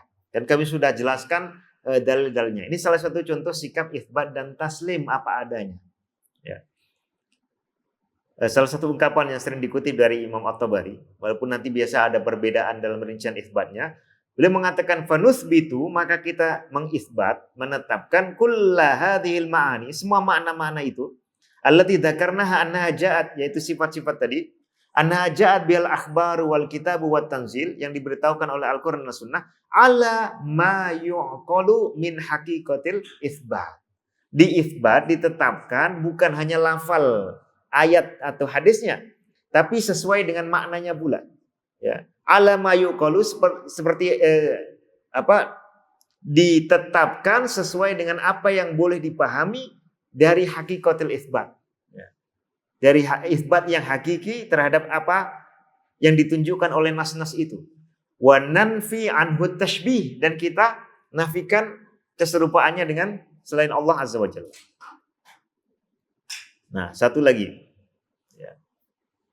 Sikap itsbat dan taslim ditunjukkan oleh Imam At-Tirmidzi dalam Sunan beliau ketika mengomentari salah satu hadis, dan ini beliau menyampaikan sikap bukan hanya sikap beliau seorang saja. Beliau menyampaikan sikap para ulama lain. Ya. Wa qad qala ghairu wahidin min ahlil ilmi. Sudah banyak ahlul ilmi yang mengatakan fi hadzal hadis, dalam hadis ini, wa ma yushbihu hadza minar riwayati minas sifat. Nah, ini nas-nas sifat, sikap taslim dan itsbat tadi. Berawal dari sikap itsbat. Karena sifatnya diitsbat, ya, atau dia ada kesiapan untuk mengisbat sifat yang ditetapkan oleh nas, maka manakala nasnya datang dia taslim. Wa nuzulur rabbi tabaraka wa ta'ala kulla lailatin ila sama'id dunya, turunnya Allah setiap malam. Qalu qad thabatatir riwayatu fi hadza. Para ulama Ahlussunnah mengatakan riwayatnya sudah sabit, sudah sahih membawa penjelasan itu. Wa yu'manu biha, maka diimani, wala yutawahhamu wala yuqalu kaif, tapi tidak dibayang-bayangkan, tidak diilustrasikan wujud visualnya, tidak dikatakan bagaimananya. Hakadha ruwiya an Malik wa Sufyan ibn Uyainah wa Abdullah ibn Mubarak. Tentu para ulama yang lain, tapi ini perwakilan. Malik itu imamnya Madinah, Ibnu Uyainah itu imamnya Mekah, Ibnul Mubarak itu imamnya wilayah timur, Khurasan dan sekitarnya. Jadi semuanya terwakili. Ya. Wilayah-wilayah yang jadi pegangan umat Islam dalam menimba ilmu. Annahum qalu fi hadil ahadits, bahwa mereka mengatakan amirruha bila kaifa. Nah, dilancarkan apa adanya tanpa menambahkan penjelasan bagaimana.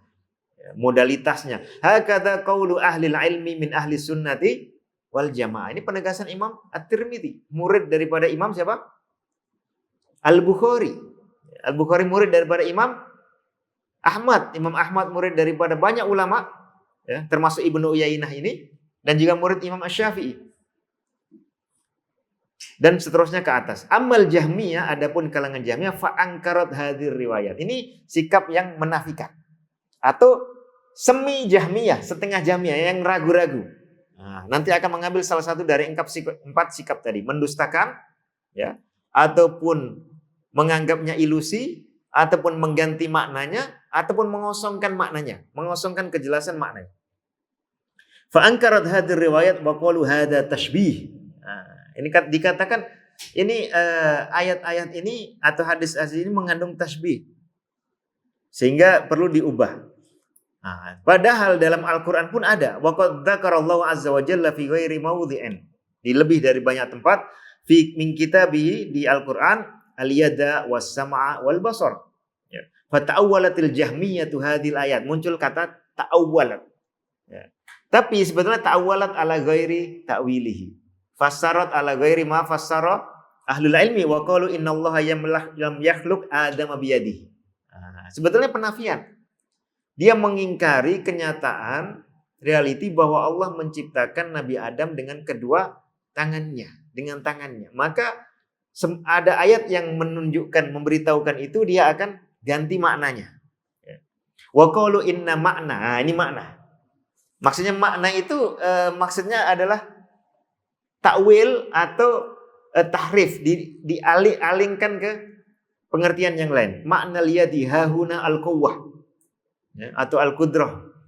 Wa qala Ishaq bin Ibrahim, ya, Imam Ibnu Rahawai atau Rahuya, kawannya dan seniornya Imam Ahmad sekaligus guru Imam Al-Bukhari. Jadi guru daripada gurunya Imam At-Tirmidzi. Beliau mengatakan innama yakunu tashbih. Tashbih itu penyerupaan Allah dengan makhluk atau sifat Allah dengan sifat makhluk itu idza qala, kalau kita mengatakan yadun kayadin, artinya yadullah kayadil makhluk, au mithlu yadin, atau sama dengan tangan makhluk, padahal tidak sama, jauh lebih sempurna. Ya. Walaupun punya fungsi yang sejenis, ya. Allah dengan tangannya itu menggenggam sesuatu, makhluk pun dengan tangannya apa? Menggenggam sesuatu, tapi tidak sama dan bahkan tidak bisa dibandingkan. Au sam'in kasam'in au mithlu sam'in. Fa idza qala, adapun kalau dia mengatakan sam'un, ya ini mestinya ada kata la. Kurang, ya. Bisa dicek nanti di Sunan At-Tirmidzi langsung. Maaf, fa idza qala bukan, ini sudah benar ya. Fa idza qala, kalau dia mengatakan sam'un kasam'in au mithlu sam'in fa hadza at-tashbih. Itulah tashbih. Ya. Kalau sekedar menetapkan Allah punya tangan atau Allah punya pendengaran, itu bukan tashbih. Tapi kalau dia mengatakan tangan Allah serupa atau sama dengan tangan makhluk, pendengaran Allah sama dengan tangan makhluk, fa hadza at-tashbih. Wa amma idza qala kama qala Allah. Adapun kalau mengatakan seperti dikatakan Allah, yadun wa sam'un wa basarun wa la yaqulu kaifa, tidak mengatakan bagaimananya, wa la yaqulu mithla sam'in, tidak mengatakan sama. Perhatikan. Kaifa dengan apa? Mithlu. Ini berarti tadi mazhab atau sikap apa? At-takyif wa tamtsil. Ini pun kalau kita cari orangnya sulit. Karena jarang orang melakukan, tidak ada keperluan menyamakan, ya. Walaupun pernah ada, tapi lebih banyak sebagai tuduhan dari kalangan yang mengingkari sifat kepada kalangan Ahlus Sunnah wal Jamaah. Ya. Wala yaqulu mithla sam'in wala kasam'in fa hadza la yakunu tashbihan. Maka itu bukan tashbih. Wa huwa kama qala Allah Ta'ala fi kitabi, sama dengan yang dikatakan Allah dalam firman-Nya, laisa kamitslihi syai'un wa huwas samiul basir. Satu poin saya ingin tunjukkan di sini. Perhatikan. Apakah ayatnya menyebut sam'un dan basarun dengan kata sam'un dan basarun sebagai sebuah sifat ini? Tidak. Ayatnya berbunyi apa? Wa huwas samiul basir. Ayatnya tidak mengatakan wa huwa dzu sam'in wa dzu basarin. Tapi Imam At-Tirmidzi bisa menyimpulkan Allah itu ada sam'un dan basarun. Ini maknanya beliau tidak mentafwid. Sebab beliau bisa memahami itu dari kata as-sami', ya, yang merupakan ini apa namanya? Sifah, ya, yang diserupakan dengan isim fa'il, ya, mirip dengan as-sami', ya, musyabbah bismil fa'il. Itu bisa dipahami ada sam'un.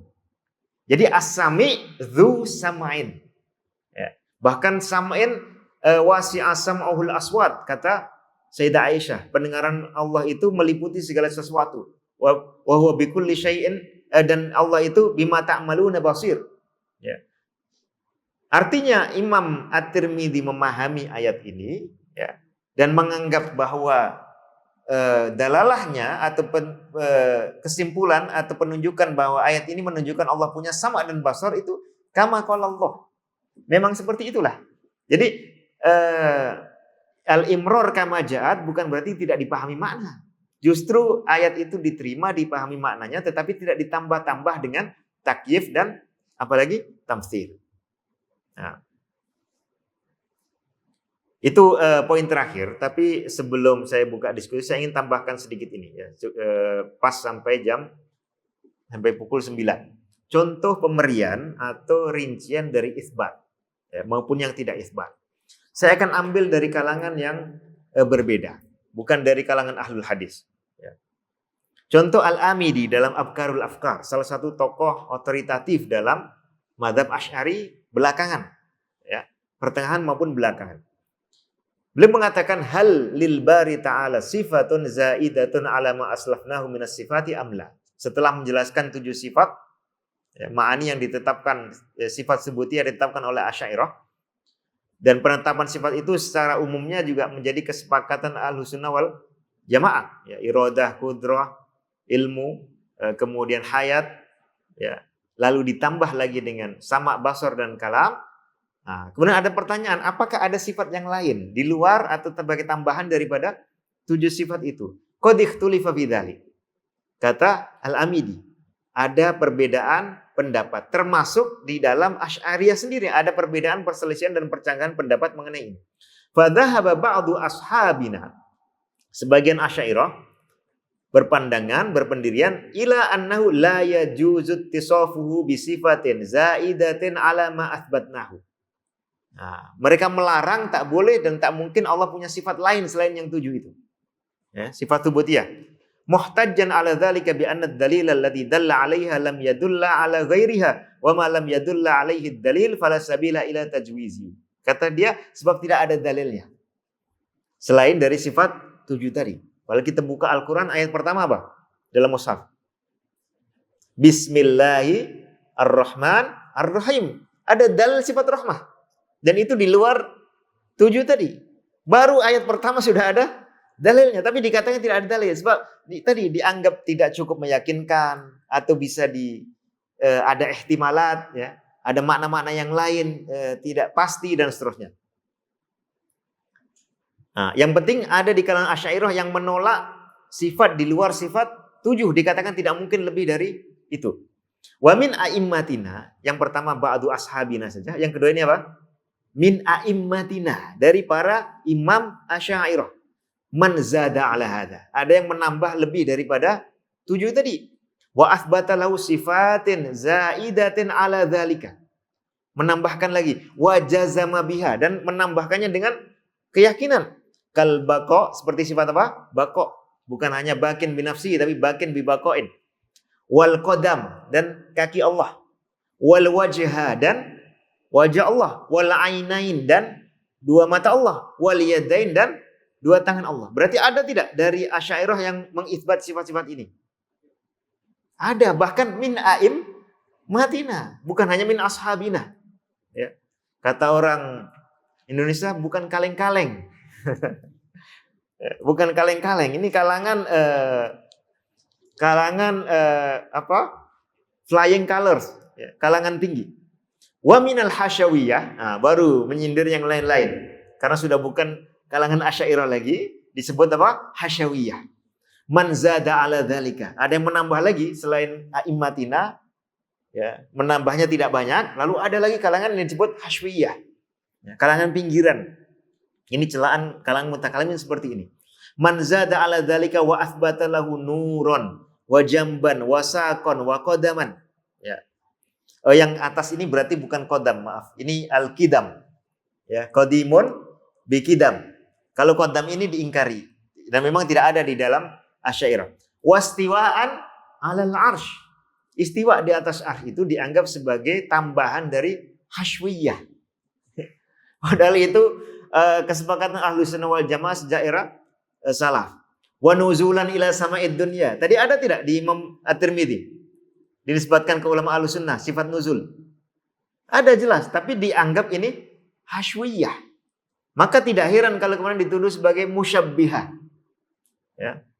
Wa suratan ala surati Adam. Khalaqallahu Adama ala surati. Wa kaffan fi kaffir rahman yarbu fi kaffir rahman wa isbi'aini. Inna quluba bani Adama baina isba'aini min asabi'ir rahman. Wa dhahkan atau dhahikan. Dhahikallahu ya min atau ila ibadihi yadhakullahu min kunuti misalnya min kunuti ibadihi wa qurbi ghiyarihi. Allah tertawa atau tersenyum terhadap hamba yang nyaris berputus asa sementara perubahan keadaannya itu menjelang saja ya. Tidak lama lagi dia akan berubah dari miskin menjadi kaya, dari malang menjadi bahagia ya, atau sejahtera, dari sakit menjadi sehat, tapi dia nyaris putus asa, maka diketawakan oleh Allah. Ya.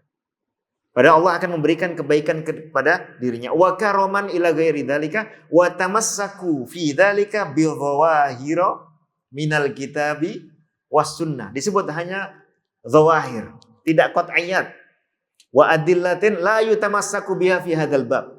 Dan dalil-dalil yang tidak boleh dipegang dalam perkara ini. Bayangkan, Alkitab dan Sunnah tidak boleh dipegang dalam menetapkan sifat Allah. Lalu nak pegang apa?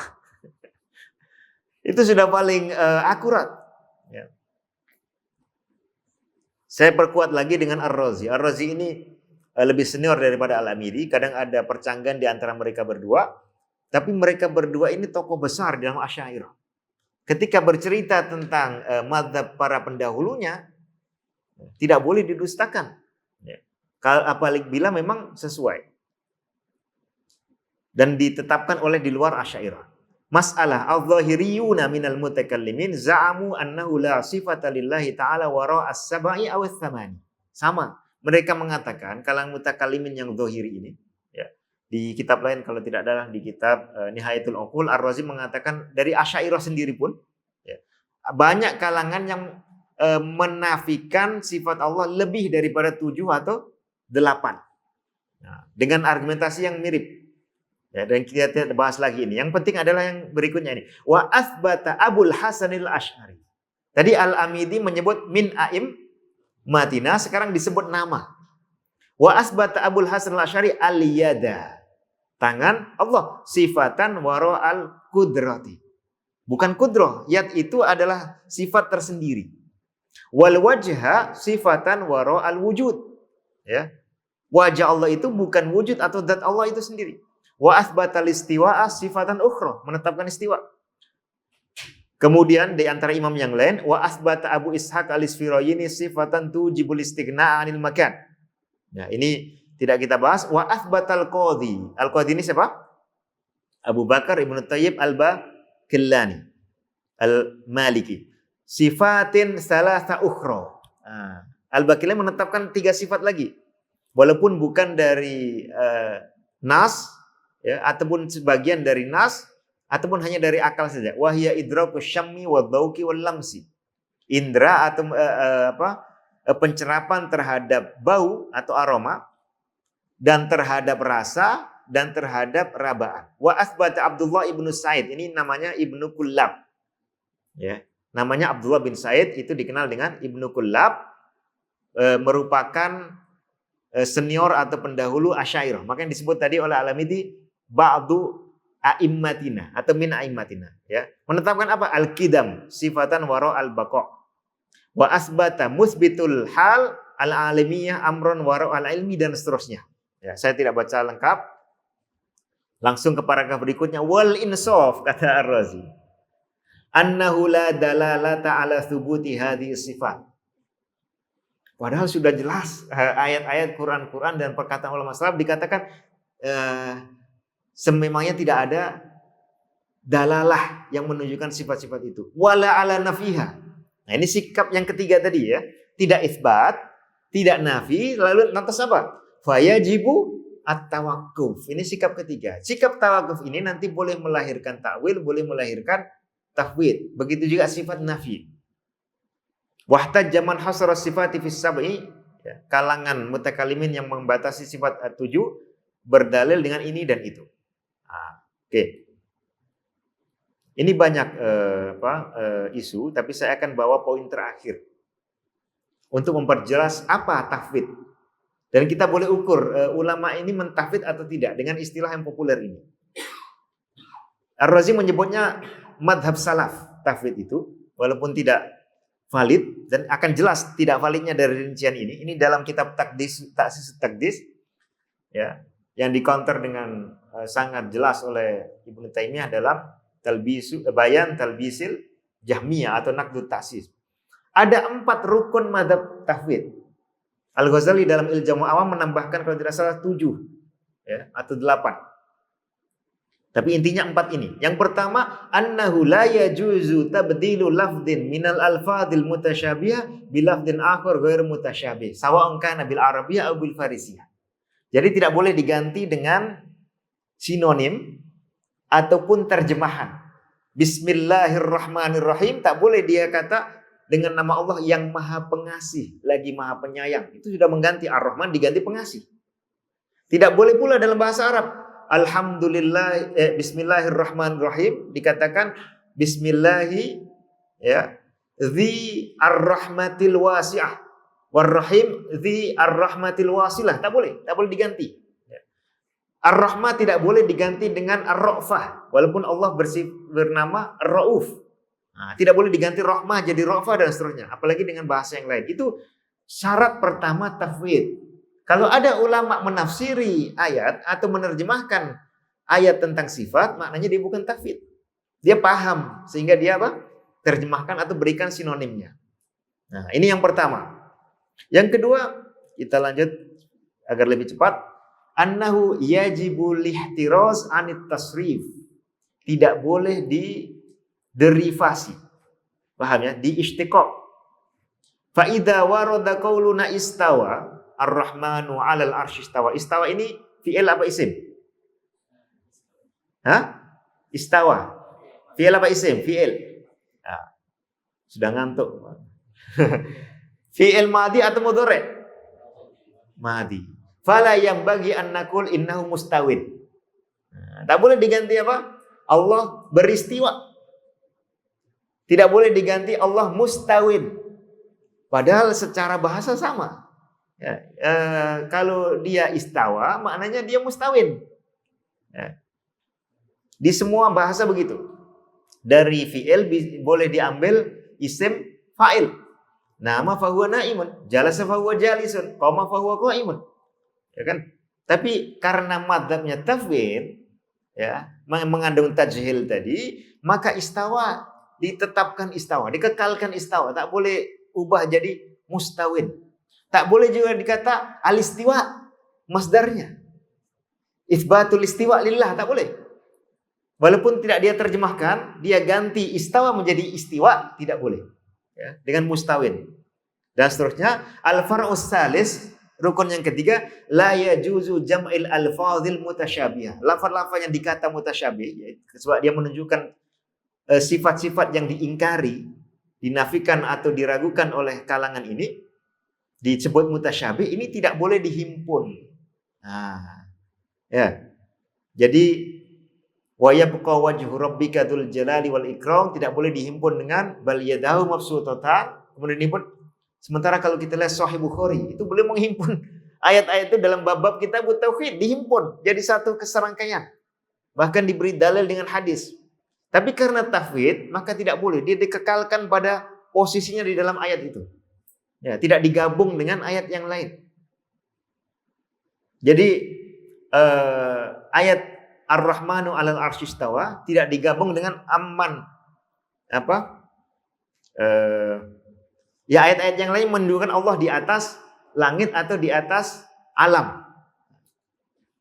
Sementara para ulama ahli akidah biasa justru dikumpulkan. Yang terakhir, yang keempat,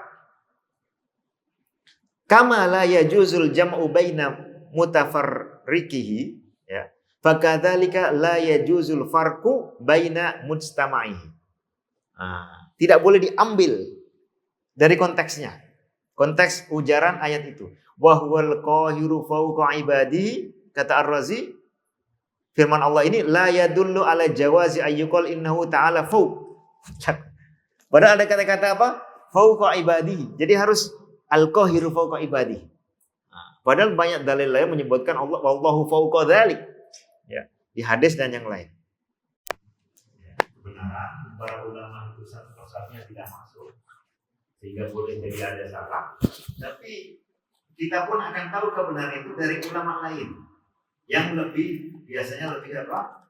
Lebih otoritatif, lebih senior dan jelas. Kita tadi kalau sudah membaca Imam Bukhari, Imam Ahmad, Imam Ishaq, Tirmidzi, Imam Malik, Imam Uyainah, ya, dan mereka semuanya sepakat pada satu isu, maka kalau ada satu dua ulama walaupun besar kira berikutnya yang pandangannya bercanggah dengan mereka, tentu tidak muktabar lagi. Apalagi yang sudah dianggap ijma, apalagi dia memang dalilnya jelas dari Quran dan Sunnah. Maka kalau ada kesalahan dari satu dua ulama, katakanlah misalnya Imam An-Nawawi dalam Al-Minhaj Syarah Muslim, ya, katakanlah misalnya Imam Al-Asqalani dalam Fathul Bari, kita sudah ada ulama lain yang jauh lebih otoritatif, ya, yang argumennya jauh lebih canggih dan lebih detail, bahkan lebih kuat, ya, dan secara penerimaan di umat pun jauh lebih luas, maka orang tidak bingung lagi mau milih apa. Ya, kalau seperti itu, ya, karena sudah sangat jelas. Lalu kalau ditanya soal keasy'ariyan, kalau yang dari saya baca dan pahami, Imam Nawawi memang boleh kita kata menisbatkan dirinya kepada Asy'ariyah. Ya, misalnya dalam buku kalau tidak salah Tahdhibul Asma' wal Lughat, ya, beliau menyebutkan Abul Hasan Asy'ari sebagai tokoh panutan. Ya, beliau kadang-kadang guna ungkapan min ashabinal asy'ariyah, tapi ashabina di situ maksudnya syafi'iyah.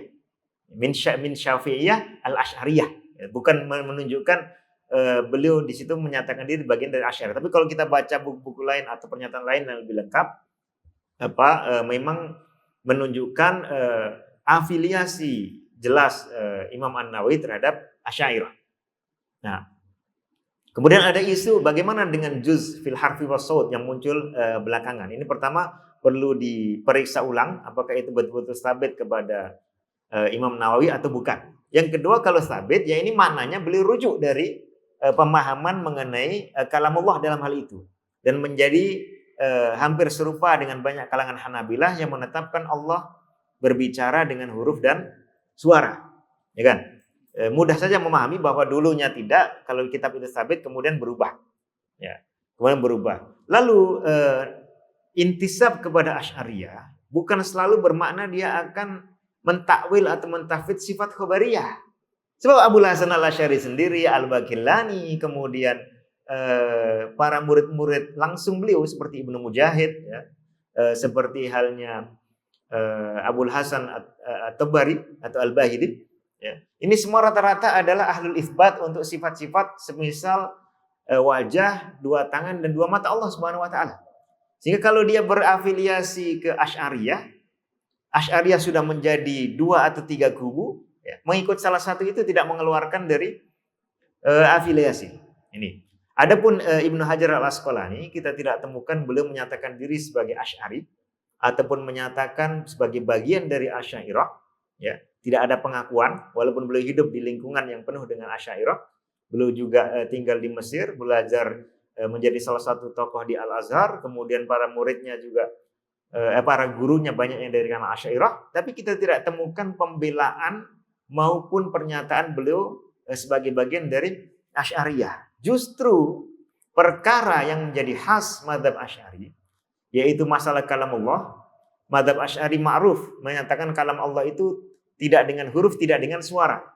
Ya, kita baca di Fathul Bari, justru Ibnu Hajar mendukung Hanabilah dan ahlul hadis, ya, yang menetapkan huruf dan suara, dan ini adalah perkara yang paling asasi selain masalah fi'il dan kasab dalam mazhab Asy'ariyah. Sehingga tidak bisa orang yang seperti itu, dia tidak menyatakan diri sebagai bagian dari mereka, kemudian berbeda dengan mereka dalam perkara yang paling khas bahwa dia adalah Asy'ari, ya. Walaupun dalam isu tahfidz dan takwil banyak yang mirip dengan yang terjadi pada Imam An-Nawawi tadi. Tapi kalau kita baca Fathul Bari ini ditulis sekitar 16 tahun. Tadi saya sampaikan juga di rekan-rekan pensyarah.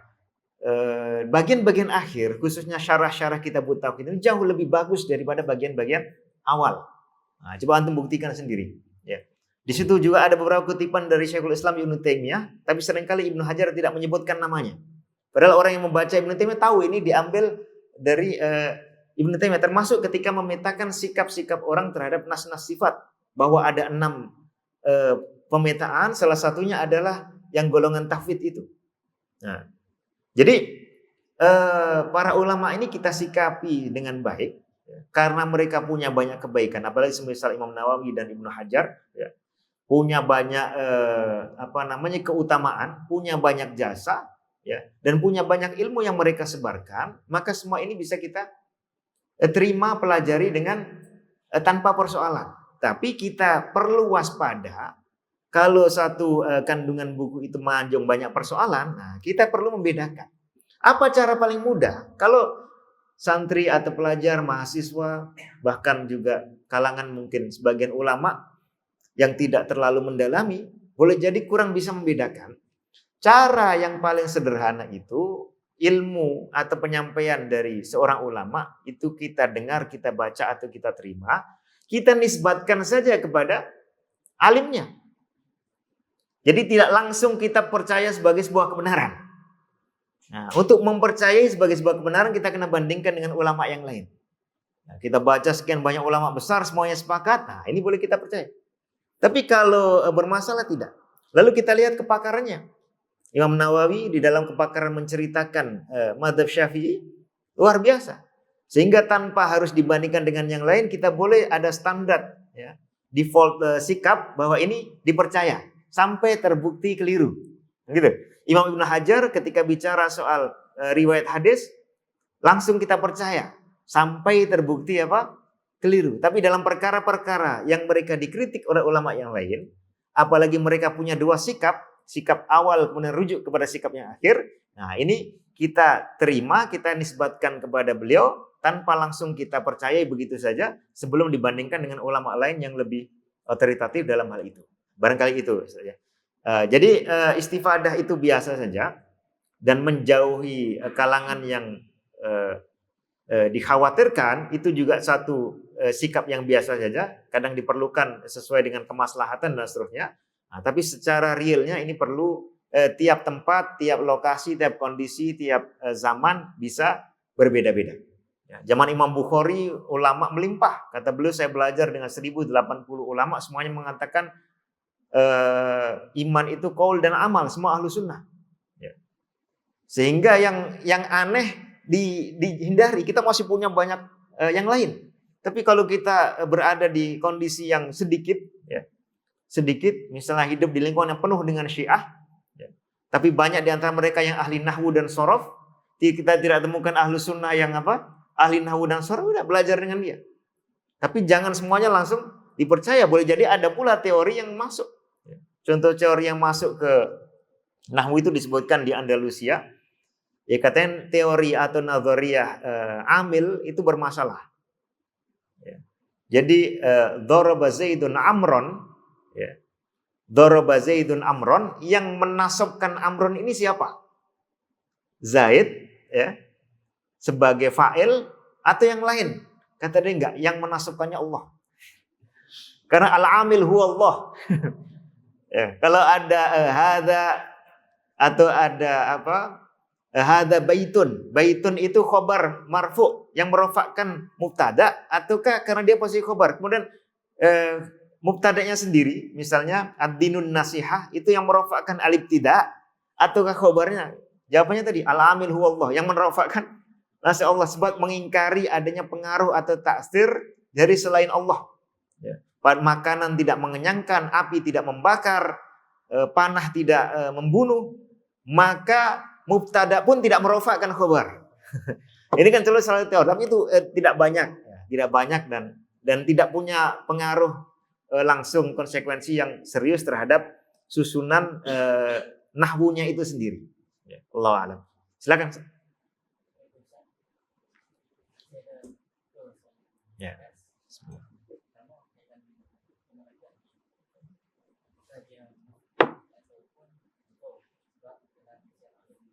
Ya.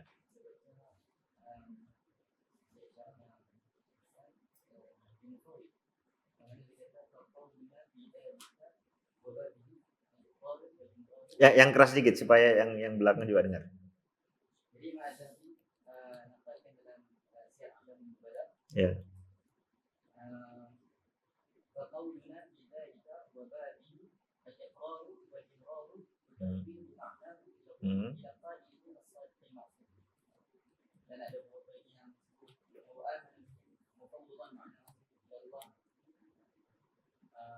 Ya. Langsung saya jawab ya. Jadi Imam Adz-Dzahabi jelas beliau kategori itsbat. Penggunaan kata tahwid seperti saya sampaikan tadi tidak selalu menunjukkan tajhil. Sebab mana asli tahwid itu seperti hanya takwil. Kita tidak bisa katakan Imam Tabari itu kelompok takwil sebab tafsirnya berjudul Fi Ta'wili Ayil Quran. Hanya gara-gara ada kata takwil. Sebab kata takwil itu aslinya bermakna netral.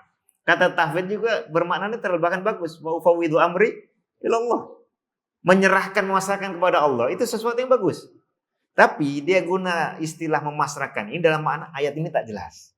Nah, mengatakan ayat ini tidak jelas, itulah inti dari tahwid, sehingga tidak boleh ditasrif, tak boleh disinonimkan, diterjemahkan, tak boleh diubah dari fi'il menjadi isim dan seterusnya yang dijelaskan Ar-Razi tadi. Padahal penjelasannya Al-Ghazali dalam Ijazul Ma'awam lebih banyak lagi. Nah, perhatikan ini misalnya. Kata Imam Adz-Dzahabi ya dalam buku Al-Ulul Al-Ghaffar. Ya, ini tidak berubah konsep umumnya sampai beliau terakhir. Beliau menceritakan tentang Abu Hafs Ibnu Syahin, salah satu ulama besar di dalam Ahlul Hadis. Muncul ya? Oke. Yaqulu hadartu inda Abi Ja'far At-Tirmidzi fa sa'alahu sa'ilun an hadithi nuzulir rabbi. Fan nuzulu kaifa huwa yabqa fawqahu 'ulu? Ya. Nah, ditanya tentang hadis nuzul. Faqala, maka beliau mengatakan an-nuzulu ma'kul. Ya kan? Ini menetapkan apa? Sifat. Ditasrif atau tidak? Ditasrif karena hadisnya bunyi apa? Yanzilu Rabbuna tabaraka wa ta'ala fi thulutsil lail akhir samai dunya. Tapi dikatakan an-nuzul dan dikatakan ma'kul. Wal kaifu majhul, ya kan? Wal imanu bihi wajib wasu'alu anhu bid'ah. Tapi yang penting bukan ini. Ini kutipan dari ulama terdahulu. Yang penting sikap Imam Zahabi terhadap kutipan ini. Apa kata beliau? Qultu shadaqa faqihu Baghdad. Ya kan? Beliau akui itu bahkan disifati sebagai faqih. Ini yang menjawab begini. Yang mengatakan an-nuzulu ma'kul wal kaifu majhul wal imanu bihi wajib. Kita tak nak iman dengan perkara yang kita tak paham langsung sama sekali. Ya, kita paham tapi kaifiyahnya tidak sampai. Wasu'alu anhu bid'ah, soal anil kaifiyah. Baik. Sadaqa faqih Baghdad wa alimuha fi zamanihi. Kenapa? Idis su'alu anin nuzuli ma huwa ayyun. Pertanyaan nuzul itu apa? Turun itu apa? Itu pertanyaan yang absurd. Pertanyaan yang mengada-ada, pertanyaan yang konyol atau naif. Li'annahu innama yakunu su'alu an kalimatin gharibatin fil lugha. Karena yang layak ditanya itu kalimat yang tidak jelas. Ya. Kurang paham itu baru kita tanya. Ya. Kalau ada XXY kita tanya atau kalimat yang janggal. Ya. Walaupun sebagian orang tahu. Wa illa akan tetapi atau hanya saja fan nuzulu wal kalam was sam'u wal basar wal ilmu wal istiwa ibaratun jaliyatun wadihatun lis-sami'. Sudah sangat jelas. Makanya qiraatuha tafsiruha. Dibaca sudah langsung tertafsiri, sudah langsung jelas. Fa idza tasafa biha man laysa kamitslihi syai'un fasifatu tabi'atan lil mausuf. Kalau ini adalah sifat Allah, maka ini semuanya mengikut kepada zat Allah. Kan? Kalau zat Allah sempurna, maka sifat-sifat itu pun sempurna, ya. Adapun kaifiyahnya wa kaifiyatu dzalika majhulatun indal bashar. Jadi tidak dipahami seperti makna khas yang ada pada makhluk, ya. Dan kaifiyahnya pun tidak diketahui oleh kita. Wa kana hadza Tirmidzi min buhuril ilmi wa minal ibadil wara'in. Dipuji oleh Imam Zahabi. Jelas di sini. Jadi beliau menetapkan, tapi mengatakan guna istilah tahwid dan seterusnya itu bukan dalam makna seperti yang kita terangkan tadi. Ini kita waktu sudah habis, tapi tadi ada yang harus saya boleh bagi satu atau dua lagi. Silakan.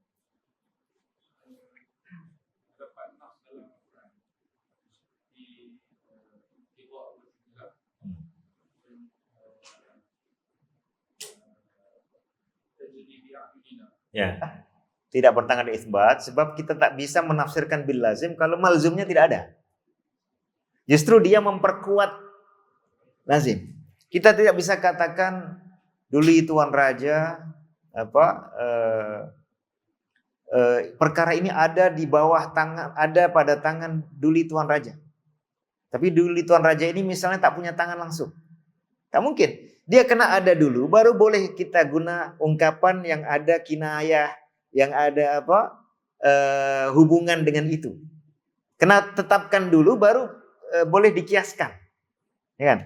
Jadi orang tidak bisa mengatakan biadil mulku itu artinya di bawah kekuasaan Allah, tapi diungkapkan dengan tangan kalau Allahnya tidak ada tangan langsung.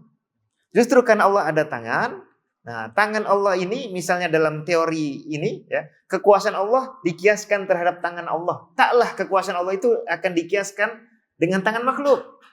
Itu tidak sangat jauh dari uslub Al-Qur'an ya. Maka tafsir bil lazim itu tidak bertentangan dengan makanya tajri bi ayunina artinya bimar minna sama sekali tidak bercanggah dengan penetapan sifat. Justru bimar minna ini tambahan penjelasan bahwa Allah Subhanahu wa taala melihat kita dengan matanya. Nah, seperti itu. Silakan kalau ada satu lagi mungkin dari belakang ada. Oke, dari sini. Cukup? Ada? Oke, baik. Jadi itu ya perbincangan kita malam ini. Memang tujuannya bukan untuk sampai detail, ya, tapi paling tidak ini memberi kita gambaran.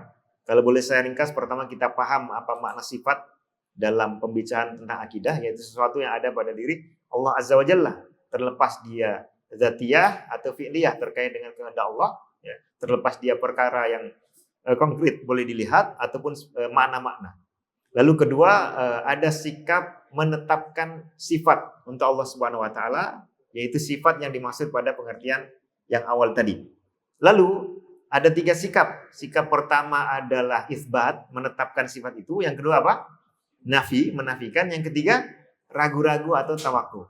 Nah, sikap menafikan atau ragu-ragu ini bisa boleh menurunkan sikap menolak nas, takdzib, ya, ataupun mengurangi derajat nas, taklil. Atau sikap menganggapnya sebagai ilusi saja, tidak jujur, tidak sebetulnya, tidak sebenarnya, ya. Yaitu apa? Takhyil, takhwatub bitakhil. Lalu yang ketiga adalah sikap memalingkan makna sebenar dari nas itu. Ini tak disebut takwil ya, tapi dengan cara mentabdil makna. Lalu yang ketiga adalah, yang keempat adalah apa? Tahwid, tapi dalam arti dengan tajhil, menganggap bahwa makna ini tidak boleh dipahami, tidak bisa diketahui, tidak jelas, ya. Tetapi dia pun tidak memberikan makna. Nah, ini bedanya dengan takwil bitabdil. Dia tidak mengganti dengan perkara lain, tapi dia hilangkan saja. Nah, lalu ada sikap yang berlebihan dalam isbat, yaitu takyif sama tamtsil. Sikap-sikap ini perlu dijauhi oleh Ahlus Sunnah wal Jamaah seperti yang sudah kita terangkan di atas. Semoga kajian kita pada malam hari ini ada bermanfaat. Kalau ada salah kata, salah ungkap atau salah penyampaian, saya mohon maaf, dan itu semata-mata kekurangan dari saya dan dari syaitan. Wa nastaghfirullah ala dzalika. In uridu ilal islah mastata'tu wa ma taufiqi illa billah, alaihi tawakkaltu wa ilaihi unib. Wassallallahu ala nabiyyina Muhammad walhamdulillahirabbil alamin. Assalamualaikum warahmatullahi wabarakatuh.